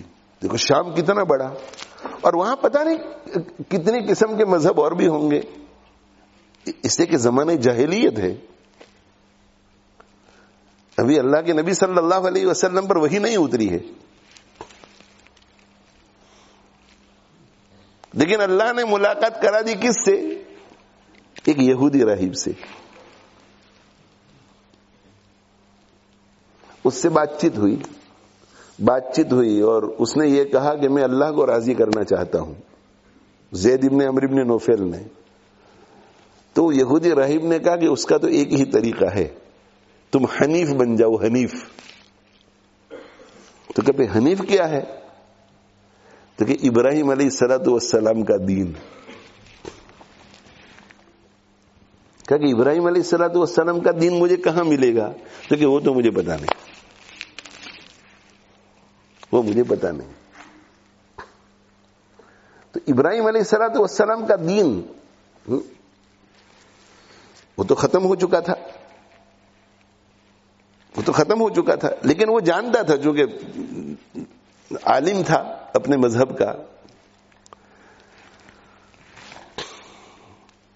اللہ تعالی شانہ نے اس دین حنیف کو صاف ستھرا کر کے نئی شکل میں بھیجا. اور اللہ کے نبی صلی اللہ علیہ وسلم نے آ کر کے کیا فرمایا؟ بعثت بالحنیفیۃ السمحہ، بالحنیفیۃ السمحہ، بعثت بالحنیفیۃ السمحہ. اللہ جل جلالہ وعم نوالہ نے مجھے دین حنیف لے کر کے بھیجا ہے جس پر عمل کرنا بہت آسان ہے. یہ فرمایا آپ نے. اتبع ملت ابراہیم حنیفہ، آپ اتباع کیجئے ملت ابراہیم کی جو کہ حنیف ہے. اتبعوا ملت ابراہیم حنیفہ، ہاں تم سب بھی اتباع کرو، میرے نبی کو بھی حکم ہے اور دین حنیف. تو وہ دن تو نہیں آئے گا نا، وہ تو چلا گیا. نہیں، اب یہ جو نیا تم کو دیا جا رہا ہے، یہ نئے انداز میں اب دین حنیف آیا ہے، اس پہ عمل کرو. تو کہا کہ دین حنیف کا، دین حنیف کہاں ملے گا کہ پتا نہیں، لیکن جینیوئن تھے، سنسیئر تھے، بیٹھ نہیں گئے. کہا کہ دین حنیف کو ڈھونڈنا چاہیے. تو ڈھونڈتے ڈھونڈتے اللہ نے پہنچا دیا ایک نصرانی راہب کے پاس. وہ بھی اہل کتاب میں سے، یہ بھی اہل کتاب میں سے. اس سے گفتگو ہوئی، گفتگو کے نتیجے میں کہا کہ بھئی کامیابی کا طریقہ تو یہی ہے کہ تم حنیف ہو جاؤ. کہا حنیف کیا ہے؟ تو کہا دین ابراہیم. کہا دین ابراہیم کہاں ملے گا کہ وہ مجھے پتا نہیں. اب آگے والی بات بڑی مزے کی ہے. دنیا میں دین حنیف تو کہیں نہیں تھا. دین حنیف اب لے کر کے آنے والے تھے خاتم الانبیاء والمرسلین صلی اللہ علیہ وسلم، لیکن اس وقت نہیں تھا. تو انہوں نے دیکھا کہ دین حنیف کا پتہ کسی کے پاس نہیں ہے. تو یہ شہر کو چھوڑ کر کے باہر جنگل میں نکل گئی، اور جنگل میں نکل کر کے انہوں نے آسمان کی طرف دیکھ کر اللہ سے کہا کہ یہ اللہ اشہدو کا انی علی دین ابراہیم، میں آپ کو گواہ بناتا ہوں کہ میں دین ابراہیم پر ہوں. دین ابراہیم کیا ہے پتہ ہی نہیں، مگر میں دین ابراہیم پر ہوں، یہ میں آپ کو گواہ بناتا ہوں. کوئی پیغمبر نہیں، کوئی صحابی نہیں، کوئی مومن نہیں جن کے ساتھ ان کا اٹھنا بیٹھنا سنسیئر تھے، جینیوئن تھے، محنت کوشش کی، تو اللہ نے ان کی زبان سے ایسی بات کہلوا دی کہ اس کے بعد اگر انتقال ہو تو ایک قیامت کے دن کہہ سکتے ہیں کہ اللہ میں دین ابراہیم پر تھا.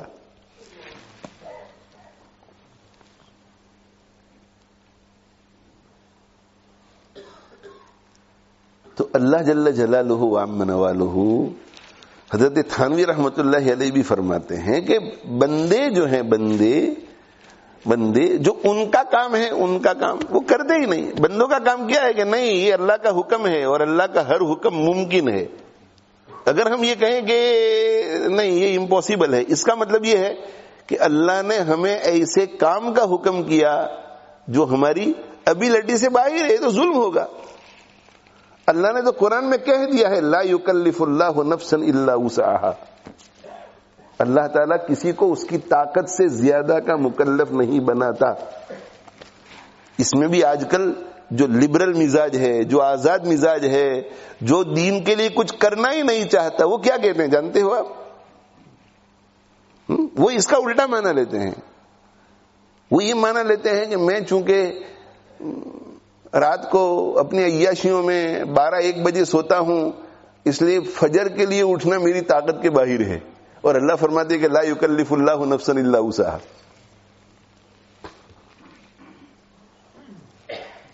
یہ معنی نہیں ہے اس کا معنی یہ ہے کہ اللہ جل جلالہ و عم نوالہ کسی کو بھی اس کی طاقت سے زیادہ کا مکلف نہیں بناتے.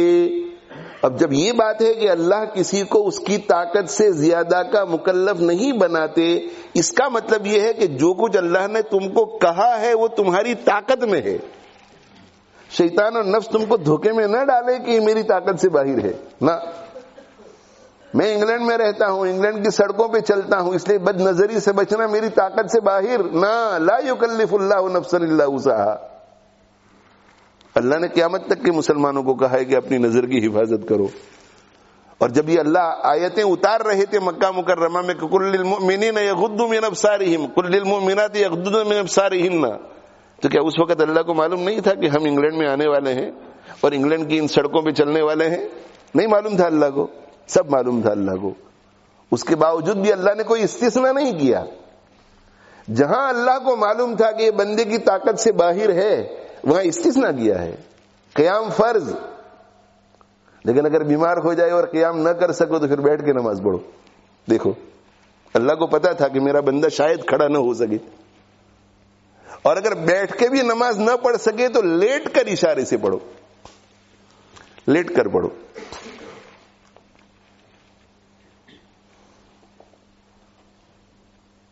لیکن یہ نظر کی حفاظت کے بارے میں ایسا اللہ نے کہیں نہیں کہا ہے کہ اگر تم ایسے ماحول میں ہو جہاں نظر کی حفاظت آسان ہو تو کرنے کی، ورنہ نہیں، ایسا نہیں کہا ہے.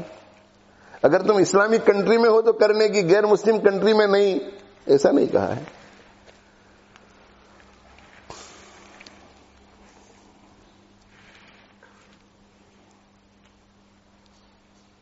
حضرت موسیٰ علیہ الصلاۃ والسلام جب اپنے سب ساتھیوں کو لے کر دشمنوں سے لڑنے کے لیے جا رہے تھے تو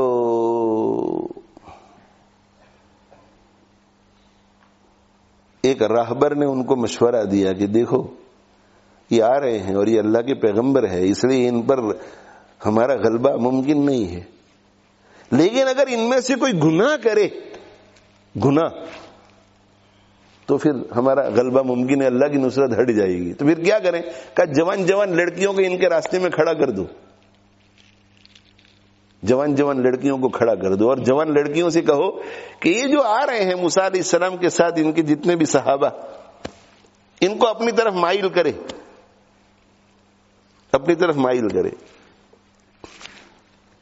بس جوان جوان لڑکیاں، کھلی لڑکیاں ورگلانے کے لیے کھڑی ہیں، ان کا کام ہی ہے کہ ورگلاؤ ان کو کسی طرح بھی.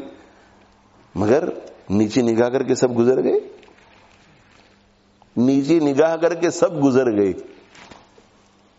تو معلوم ہوا کہ ممکن ہے، ممکن ہے، ناممکن نہیں، ممکن ہے.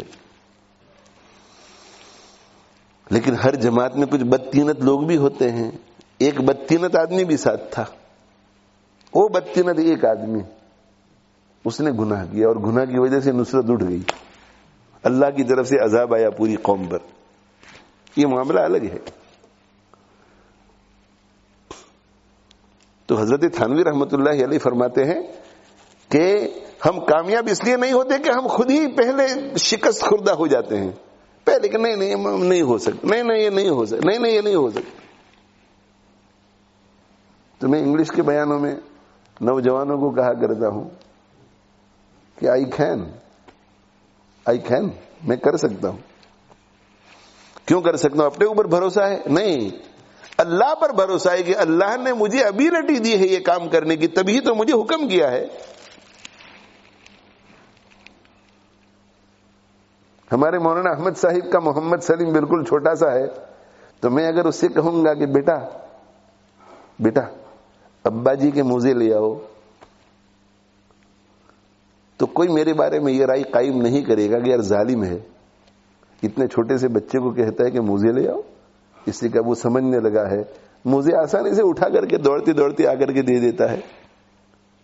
لیکن وہاں 1 کلو سامان پڑا ہوا اور میں کہوں کہ بیٹا وہ پارسل اٹھا کر کے لے آؤ، تو سب کہیں گے کہ ظالم ہے، ظالم ہے. میں ڈانٹوں اسے کہ اٹھا، کیوں نہیں اٹھاتا، چل میں آتا ہوں ہاتھ میں پکڑواتا ہوں. ظالم. کیوں ظالم؟ اس لیے کہ جب کوئی کسی سے اس کی طاقت سے زیادہ کام کرواتا ہے وہ ظالم ہوتا ہے. اللہ تعالی شانہ کے جتنے بھی احکام ہیں وہ سارے احکام موت تک کے لیے ہے, ہماری موت تک کے لیے. اس کا مطلب یہ ہے اللہ ظالم تو ہے نہیں, ظالم تو ہے نہیں. اس کا مطلب یہ کہ ان سارے احکام کو پورا کرنا میری اور آپ کی ایبیلٹی میں ہے. اب ہم بیمار ہو گئے, اور بیماری کیا ہے؟ بیمار کبھی کبھی ڈاکٹر حضرات کہتے ہیں کہ اس کو یہ بیماری نہیں ہے, مگر اس نے ایسا سمجھ لیا ہے کہ مجھے یہ بیماری ہے. بھائی آپ کو کیسے پتا چلا؟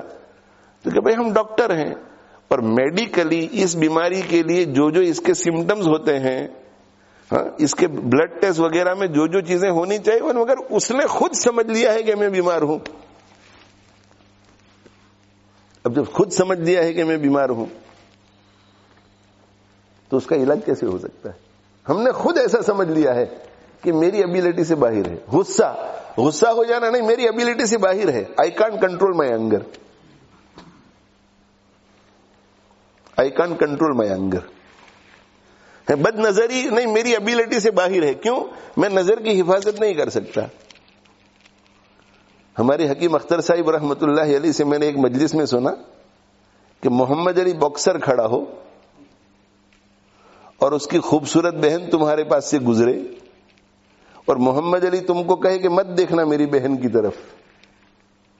اس وقت ابیلٹی کہاں سے آ جاتی ہے؟ اس وقت ابیلٹی کہاں سے آ جاتی ہے؟ محمد علی باکسر کھڑا ہے, اس کا دور تھا محمد علی کا, زندہ تھا اس وقت. محمد علی باکسر کھڑا ہے اور اس کی بہن وہاں سے گزر رہی ہو خوبصورت, اور محمد علی تم کو یہ کہے کہ خبردار اگر میری بہن کو دیکھا. کہتے آپ کی نگاہیں کہاں ہوں گی اس وقت؟ نیچے ہوں گی. یہ ابیلٹی کہاں سے آ گئی؟ ابھی تک کہہ رہے تھے کہ ابیلٹی نہیں ہے آنکھوں کو کنٹرول کرنے, یہ ابیلٹی کہاں سے آ گئی؟ معلوم ہے کہ ابیلٹی ہے. ابیلٹی نہیں ہے, بیوی ساتھ ہے. اب آنکھوں کو کیوں کنٹرول کر رہے ہیں بھائی؟ اکیلے ہوتے ہیں تو 50 جگہ آنکھیں مارتے ہیں, اور بیوی ہوتی ہے تو 10 جگہ. یہ 40 مرتبہ کنٹرول کیوں ہوا؟ ڈر کے, کیوں کہ بیوی دیکھ رہی ہے مجھے, دوسرا کوئی دیکھ رہا ہے. اس وقت کنٹرول کیسے ہو سکتا ہے؟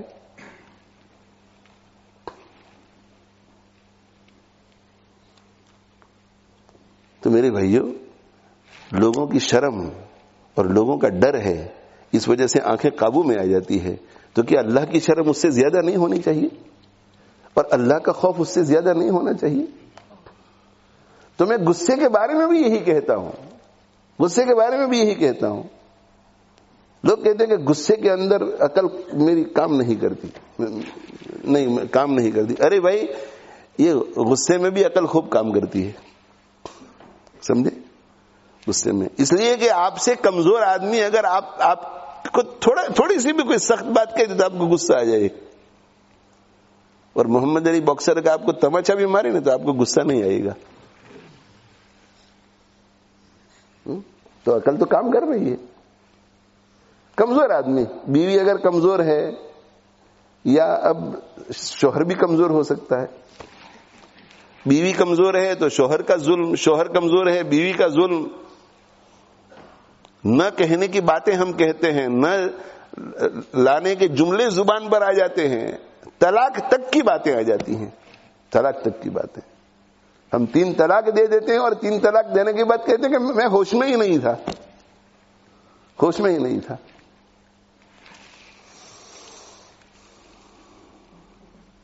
تو اگر ہم غصے پر کنٹرول نہیں کر سکتے, اور اللہ نے ہمیں کہا ہے کہ غصے کو کنٹرول کرو, اس کا مطلب ہے کہ اللہ نے ظلم کیا ہم پر. اللہ ہمیں ایسے کام کو کرنے کے لیے کہہ رہا ہے جو ہماری ابیلٹی سے باہر ہے. نہیں,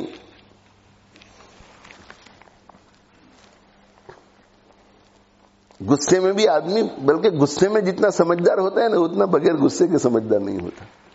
اسے پتا ہوتا ہے کہ زور سے دروازہ کہاں بند کرنا ہے اور آہستہ سے کہاں بند کرنا ہے, سب پتا ہوتا ہے اسے, سب پتا ہوتا ہے اسے. ماں بیچاری گھر میں ذرا نرم طبیعت کی ہے, اب غصے بھی بہت ہو رہے ہیں ماں کے اوپر, اور دروازے بھی زور زور سے بند کر رہے ہیں, اور باپ میں جلال ہے. اب باپ گھر میں داخل ہو گئے تو وہ غصہ.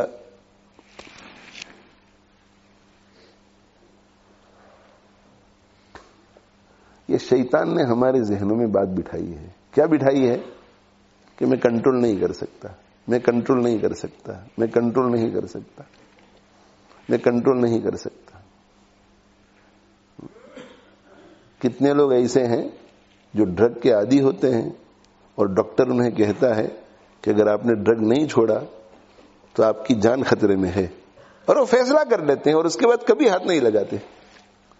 کتنے لوگ ایسے ہیں کہ جن کو کینسر وغیرہ بیماری ڈائگنوز ہوتی ہے اور ڈاکٹر کہتا ہے کہ اگر آپ یہ سگریٹ پیتے رہے تو خطرہ ہے آپ کے لیے, اور وہ چھوڑ دیتے ہیں, اور عام حالت میں کہتے ہیں کہ نہیں, کنٹرول سے باہر.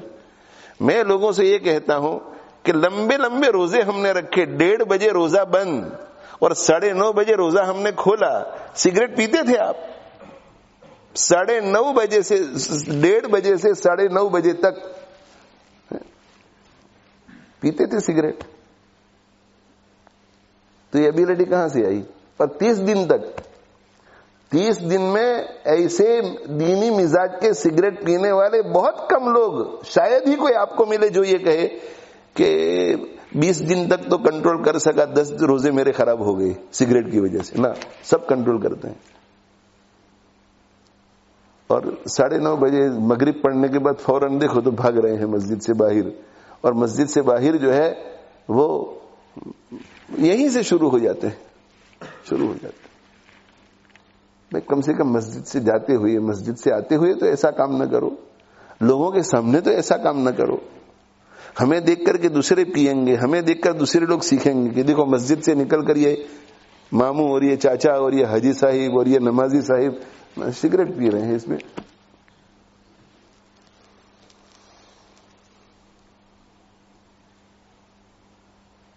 تو ہمیں اپنا ایک ذہن بنانا ہے کہ اللہ تعالی شانوں کے سارے احکام ان پر عمل کرنا ممکن ہے, اور جو اچھی اچھی چیزیں ہیں اس پہ اللہ کا شکر ادا کرو, لیکن اسی کو لے کر کے مت بیٹھے رہو کہ میرے پاس یہ ہے, میرے پاس یہ ہے, میرے پاس نہیں.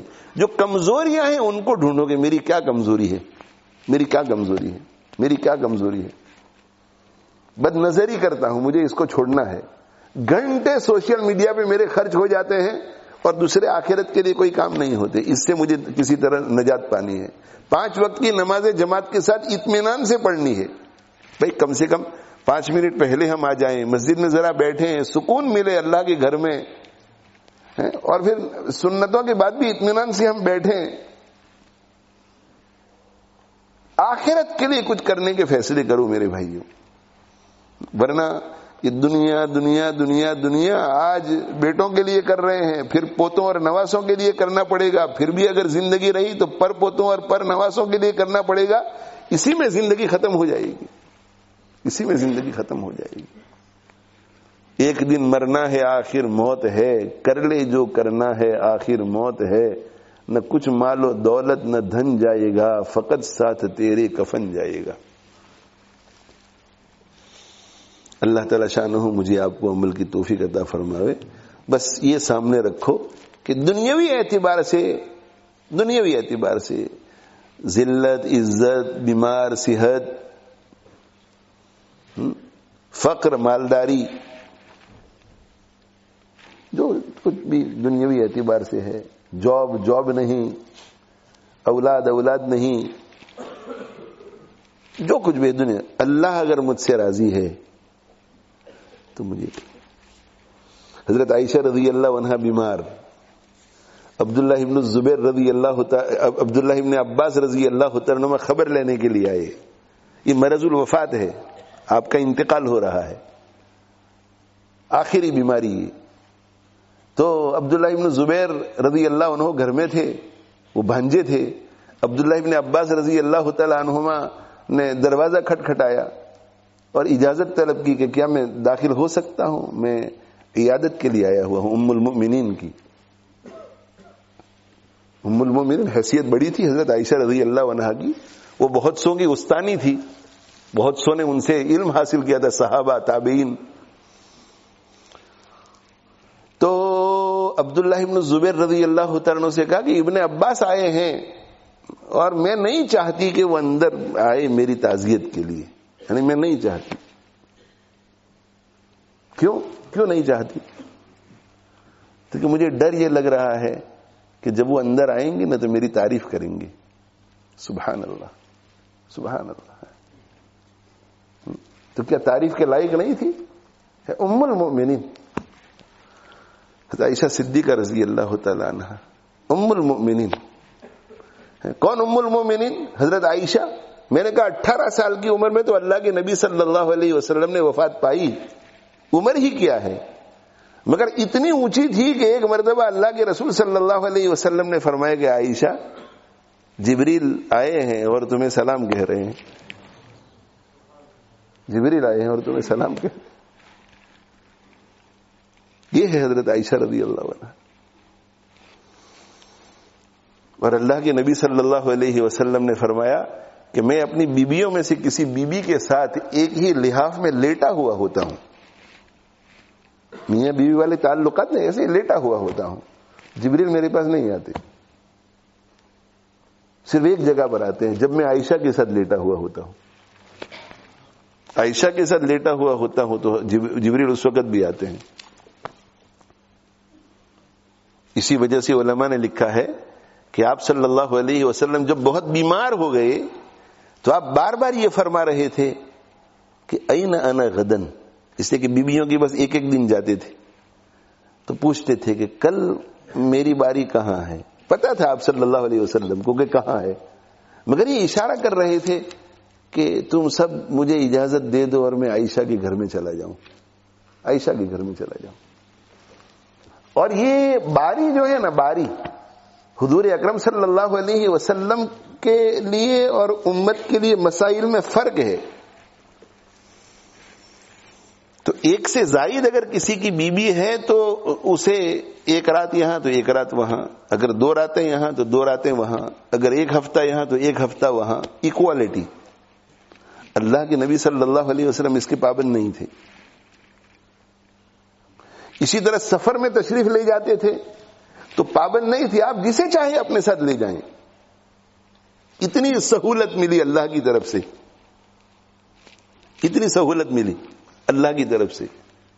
لیکن قربان جائیں، پوری زندگی میں ایسا کوئی سفر نہیں ہوا کہ آپ نے سفر سے پہلے بیویوں کی چٹھی لکھ کر کے قرآن اندازی نہ کی ہو. حالانکہ حضرت عائشہ سے بہت محبت تھی. اگر 2 بیویوں کو لے جانا چاہتے تھے تو چٹھی میں سے چٹھی اٹھاتے تھے 2، ایک تو ایک.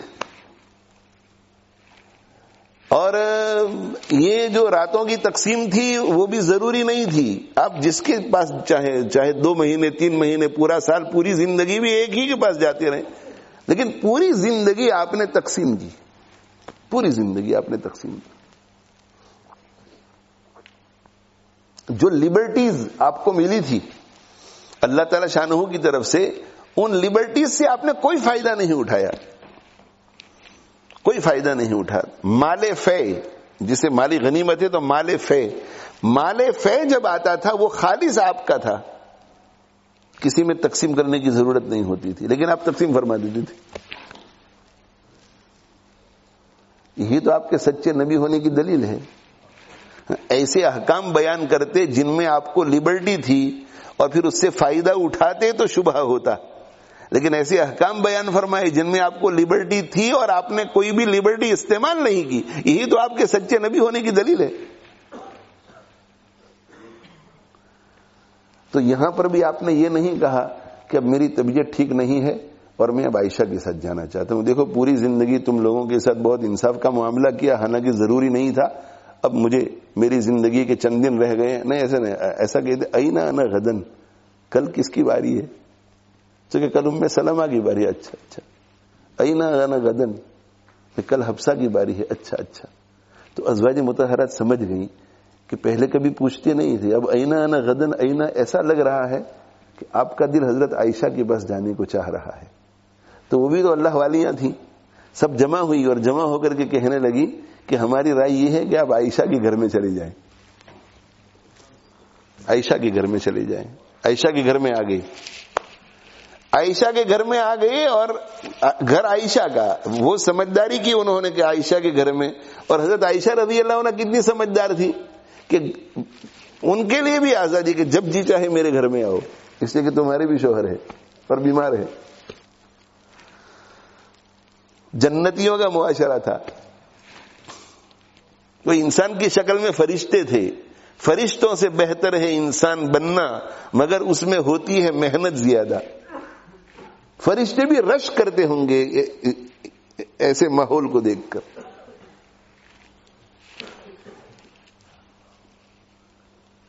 تو علماء نے سوال اٹھایا ہے کہ حضرت عائشہ کے گھر میں جانے کی رغبت آپ کو کیوں تھی؟ اس کے دو جواب دیے ہیں. ایک جواب یہ دیا ہے کہ یہ فطرت ہے، ہیومن نیچر ہے کہ جب آدمی بیمار ہوتا ہے تو جس کے ساتھ زیادہ انس ہوتا ہے اس کے پاس رہنے کو دل کرتا ہے. بعض لوگ وہ ہوتے ہیں کہ جن کو انس ماں سے زیادہ بیوی سے ہوتا ہے، اور بعض لوگ وہ ہوتے ہیں کہ جن کو بیوی سے زیادہ ماں سے انس ہوتا ہے. تو جب وہ بہت بیمار ہوتے ہیں نا، سیریس بیمار، تو جس کو بیوی سے انس ہوتا ہے تو ماں بیٹھی ہوئی ہوتی ہے، اس کے باوجود بھی اس کا دل کرتا ہے کہ میری بیوی آ جائے تو اچھا ہے. اور جن کو ماں سے انس ہوتا ہے تو بیوی کے ہوتے ہوئے بھی ان کا دل یہ کرتا ہے کہ ماں آ جائے تو اچھا ہے. اس کا تعلق انس سے، کسی کو باپ سے انس ہوتا ہے، کسی کو دوست سے انس ہوتا ہے. تو جب بیمار ہوتا ہے تو بیماری میں اس کے پاس رہنے کو اچھا لگتا ہے جس سے انس زیادہ ہو. تو انس حضرت عائشہ رضی اللہ عنہا سے زیادہ تھا. ایک بات یہ. اور دوسرا یہ کہ آپ صلی اللہ علیہ وسلم سمجھ رہے تھے کہ میرا اب دنیا سے جانے کا وقت آ گیا ہے، دن بہت کم رہ گئے ہیں اور میں بیمار ہوں، اور اچانک اگر حضرت جبریل کو آنے کی ضرورت پیش آ جائے تو دوسری بیویوں میں سے کسی کے ساتھ لیٹے ہوئے ہونے کی حالت میں تو جبریل نہیں آ سکیں گے، لیکن عائشہ کے پاس لیٹے ہوئے ہونے کی حالت میں بھی جبریل آ سکیں گے. یہ فیسیلیٹیٹ کرنے کے لیے آپ اس گھر میں چلے گئے. یہ حضرت عائشہ اتنا اونچا مقام، اتنا. حضرت ابو ہریرہ رضی اللہ تعالیٰ عنہ کی بھی پکڑ کرتی تھی. حضرت عمر، حضرت عبداللہ ابن عمر رضی اللہ عنہ کی بھی پکڑ کرتی تھی. ابن عباس وغیرہ جاتے تھے طالب علم بن کر ان کے پاس. تو کہا کہ یہ ہے تو کچھ قابل تعریف ہوگی کہ نہیں حضرت عائشہ؟ یقیناً قابل تعریف. تو کہتے کہ ابن عباس نہیں، میں نہیں چاہتا کہ وہ، میں نہیں چاہتی کہ وہ. کیوں نہیں چاہتی آپ؟ اس لیے کہ وہ آ کر کے میری تعریف کریں گے. تو تعریف کریں گے تو کیا ہو گیا؟ مجھے ڈر لگتا ہے. وجہ کیا تھی؟ ڈر لگتا ہے کہ کہیں مرتے مرتے میں عجب میں مبتلا نہ ہو جاؤں، کبر میں مبتلا نہ ہو جاؤں. تو عبداللہ ابن زبیر رضی اللہ انہوں نے فرمایا کہ با اثر لوگوں میں سے ہے، با وجاہت لوگوں میں سے ہے، اور امت مسلمہ کے بہت اہم لوگوں میں سے ہے، اس لیے انکار کرنا مناسب نہیں ہے. جب وہ آپ کو ملنے کے لیے آئے ہیں تو آنے دو ان کو. تو جب وہ داخل ہوئے تو کہا کہ آپ کی طبیعت کیسی ہے؟ آپ کی طبیعت کیسی ہے؟ تو کیا جواب دیا؟ یہ اصل جواب ہی کے لیے حدیث شروع کی ہے. کیا جواب دیا؟ جواب میں کہ بخیرن، بیمار ہیں، بستر میں پڑی ہوئی ہیں. مجھے کہ طبیعت کیسی ہے؟ تو کہا بخیرن ان اتقیت اللہ، اگر میری زندگی میں تقوی ہے تو میں خیر کے ساتھ ہوں. سبحان اللہ. اگر میری زندگی میں تقوی ہے تو خیر کے ساتھ ہوں. کیوں؟ اس لیے کہ تقوی نہیں تو اللہ راضی نہیں، اور تقوی ہے تو اللہ راضی. اور اگر تقوی نہیں ہے اور صحت مند ہوں تو بھی خیر کے ساتھ نہیں، اس لیے کہ اللہ ناراض. اور تقوی کے ساتھ بیمار ہوں تو بھی خوش بخیر، اس لیے کہ اللہ راضی ہے. تو عبداللہ ابن عباس رضی اللہ عنہ نے کیا کیا؟ ان کو تسلی دی کہ تقوی ہے، آپ کیوں فکر کرتی ہیں؟ آپ کیوں فکر کرتی ہیں؟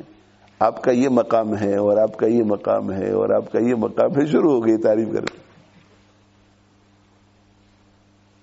جب وہ چلے گئے تو عبداللہ ابن زبیر رضی اللہ عنہ کی طرف دیکھ کر کہا کہ اسی کا تو مجھے ڈر تھا، اسی کا تو ڈر تھا. اور پھر فرمایا کہ کاش کہ میں نسیم منسیہ ہوتی، میں بھلی بھلائی ہوتی. یعنی کاش کہ دنیا میں اس طرح رہتی کہ دنیا میں کوئی جانتا ہی نہیں کہ عائشہ کون ہے. خوش نہیں ہو رہی تھی کہ میری بہت عزت ہے, لوگ میری بہت تعریف کرتے ہیں, ہم تو خوش ہوتے ہیں کہ بہت عزت ہے ہماری. نہیں, کہ کاش کے کنت نسیا منسیا, میں نسیا بھلی بھلائی ہوتی, کاش کہ مجھے کوئی نہ پہچانتا. حضرت مولانا قاسم نانوتوی رحمۃ اللہ علیہ کہیں بھی جاتے تھے تو آپ کا ایک نام تو محمد قاسم تھا اور دوسرا نام خورشید تھا. خورشید آپ کا تاریخی نام تھا. تو ایسی جگہ پر جاتے تھے کہ جہاں لوگ ان کو شکل سے پہچانتے نہیں ہوتے تھے مگر نام سے پہچانتے تھے, تو کوئی بھی پوچھتا تھا کہ آپ کون ہیں تو کہتے کہ میں خورشید ہوں, تاکہ محمد قاسم نانوتوی کا نام سن کر کے لوگ عزت نہ کریں. اور یہ فرمایا کرتے تھے کہ مولوی کا لیبل لگ گیا جس کی وجہ سے محمد قاسم مشہور ہو گیا. اگر یہ مولوی کا لیبل نہ ہوتا تو دنیا کو پتہ ہی نہ چلنے دیتا کہ محمد قاسم کون ہے, پتہ نہ چلنے دیتا, مٹا کے رکھتا اپنے آپ. تو خیر میرے بھائیوں, عرض یہ کرنا ہے کہ اللہ راضی ہے تو بے خیر ہے, اور اللہ ناراض ہے تو پھر بے خیر نہیں ہے. ایسے رہے یا کہ ویسے رہے, دنیا میں ایسے رہے یا کہ ویسے رہے, عزت کے ساتھ رہیں یا ذلت کے ساتھ, باہر آزاد رہیں یا جیلوں میں بیٹھ کر زندگی گزر جائے. کتنے لوگ ایسے ہیں جو بیچارے معصوم ہیں مگر جیلوں میں بیٹھے ہوئے ہیں, کتنے لوگ ایسے ہیں مظلوم بیچارے, اور وہیں سے جنازہ ان کا نکلتا ہے. دنیا میں ایسے رہے یا کہ ویسے رہے کوئی فرق نہیں پڑتا, اگر اللہ راضی ہے ایسے رہے یا کہ ویسے رہے, وہاں دیکھنا ہے کہ کیسے رہے, آخرت میں دیکھنا ہے کہ کیسے رہے. اللہ جل جلالہ وعم نوالہ ہم سب کو عمل کی توفیق عطا فرمائے. اور اللہ تعالی شانہ ہمارے لیے بڑے کریم اور بڑے رحیم ہے, طرح طرح کے ہمارے لیے اسباب پیدا کرتے ہیں کہ ہم پورے کے پورے اللہ کے ولی ہو جائیں. بس ہمت سے کام لو اور مایوسی قریب بھی نہ آئے. آئی کین, میں کر سکتا ہوں, اس لیے کہ اللہ نے مجھے ابیلٹی دی ہے, and انشاءاللہ through the Fazal of Allah I will, اور میں اللہ کے فضل سے کروں گا انشاءاللہ. اللہ کے فضل سے اللہ کو راضی کروں گا, اللہ کے فضل سے اللہ کی جنت حاصل کروں گا, اللہ کے فضل سے اللہ کا ولی بنوں گا, اللہ کے فضل سے اللہ کی معرفت حاصل کروں گا, اللہ کے فضل سے علم میں ترقی کروں گا, عبادت میں ترقی کروں گا, روحانیت میں ترقی کروں گا, اللہ کے فضل سے گناہوں سے بچوں گا, مکروہات تحریمیہ سے بچوں گا, اللہ کے فضل سے بہت زیادہ سنن مستحبات نوافل وغیرہ کا بھی اہتمام کروں گا, اللہ کے فضل سے اس کی مرضی کے مطابق زندگی گزاروں گا اور اس کی مرضی کے مطابق مروں گا. اللہ تعالی شانہ مجھے آپ کو عمل کی توفیق دے. وآخر دعوانا الحمد للہ رب العالمین, وصلی اللہ علی نبینا محمد وعلی آلہ واصحابہ اجمعین. اللہم لک الحمد کما انت اہلہ, فصل وسلم علی سیدنا محمد کما انت اہلہ, وفعل بنا ما انت اہلہ, فإنک اہل التقوى واہل المغفرہ. ربنا اغفر لنا وتب علینا انک انت التواب الرحیم. یا مصرف القلوب صرف قلوبنا على طاعتک, یا مقلب القلوب ثبت قلوبنا على دینک. اللهم احفظنا من كل بلاء الدنيا وعذاب الآخرة. اللهم آت نفوسنا تقواها وزكها أنت خير من زكاها, أنت وليها ومولاها. اللهم أصلح لنا شأننا كله ولا تكلنا إلى أنفسنا طرفة عين, ولا تنزع منا صالح ما أعطيتنا. اللهم وفقنا لما تحب وترضى, واجعل آخرتنا خيرا من الأولى. اللهم زينا بزينة الإيمان, اللهم زينا بزينة الإيمان, اللهم زينا بزينة الإيمان. اللهم اجعلنا هداة مهتدين, اللهم اجعلنا هادين مهتدين. اللهم اهدنا واجعلنا سببا لمن اهتدى اللهم اهد الناس جميعا اللهم ثبتنا على صراطك المستقيم اللهم خر لنا واختر لنا ويسر لنا أمورنا وألهمنا مراشد أمورنا وأعذنا من شرور أنفسنا ومن سيئات أعمالنا اللهم اشف مرضانا وارحم موتانا اللهم اشف مرضانا وارحم موتانا اللهم اشف مرضانا وارحم موتانا اللهم إنا نسألك حسن الختام والعفو عما سلف وكان اللهم من أحييته منا فأحيه على الإسلام ومن توفيته منا فتوفه على الإيمان اللهم اذهب الباس رب الناس اشفي أنت الشافي اشفي أنت الشافي اشفي أنت الشافي لا شفاء إلا شفاء لا يغادر سقما اللهم بارك لنا في الموت وفيما بعد الموت اللهم بعيد بيننا وبين خطايانا كما بعدت بين المشرق والمغرب اللهم إنا نسألك فعل الخيرات وترك المنكرات وحب المساكين وأن تغفر لنا وترحمنا اللهم إنا نسألك علما نافعا اللهم إنا نسألك علما نافعا اللهم إنا نسألك علما نافعا ورزقا واسعا وشفاء من كل داء اللهم إنا نعوذ بك من علم لا ينفع ومن قلب لا تخشى ومن قلب لا يخشى ومن دعاء لا يسمع ومن نفس لا تشبع ربنا آتنا في الدنيا حسنة وفي الآخرة حسنة وقنا عذاب النار اللهم إنا نسألك إيمانا لا يرتد ونعيما لا ينفد ومرافقة نبينا محمد صلى الله عليه وسلم في أعلى درجة الجنة جنة الخلد اللهم اجعل خير أعمالنا خواتيمها وخير أعمالنا أواخرها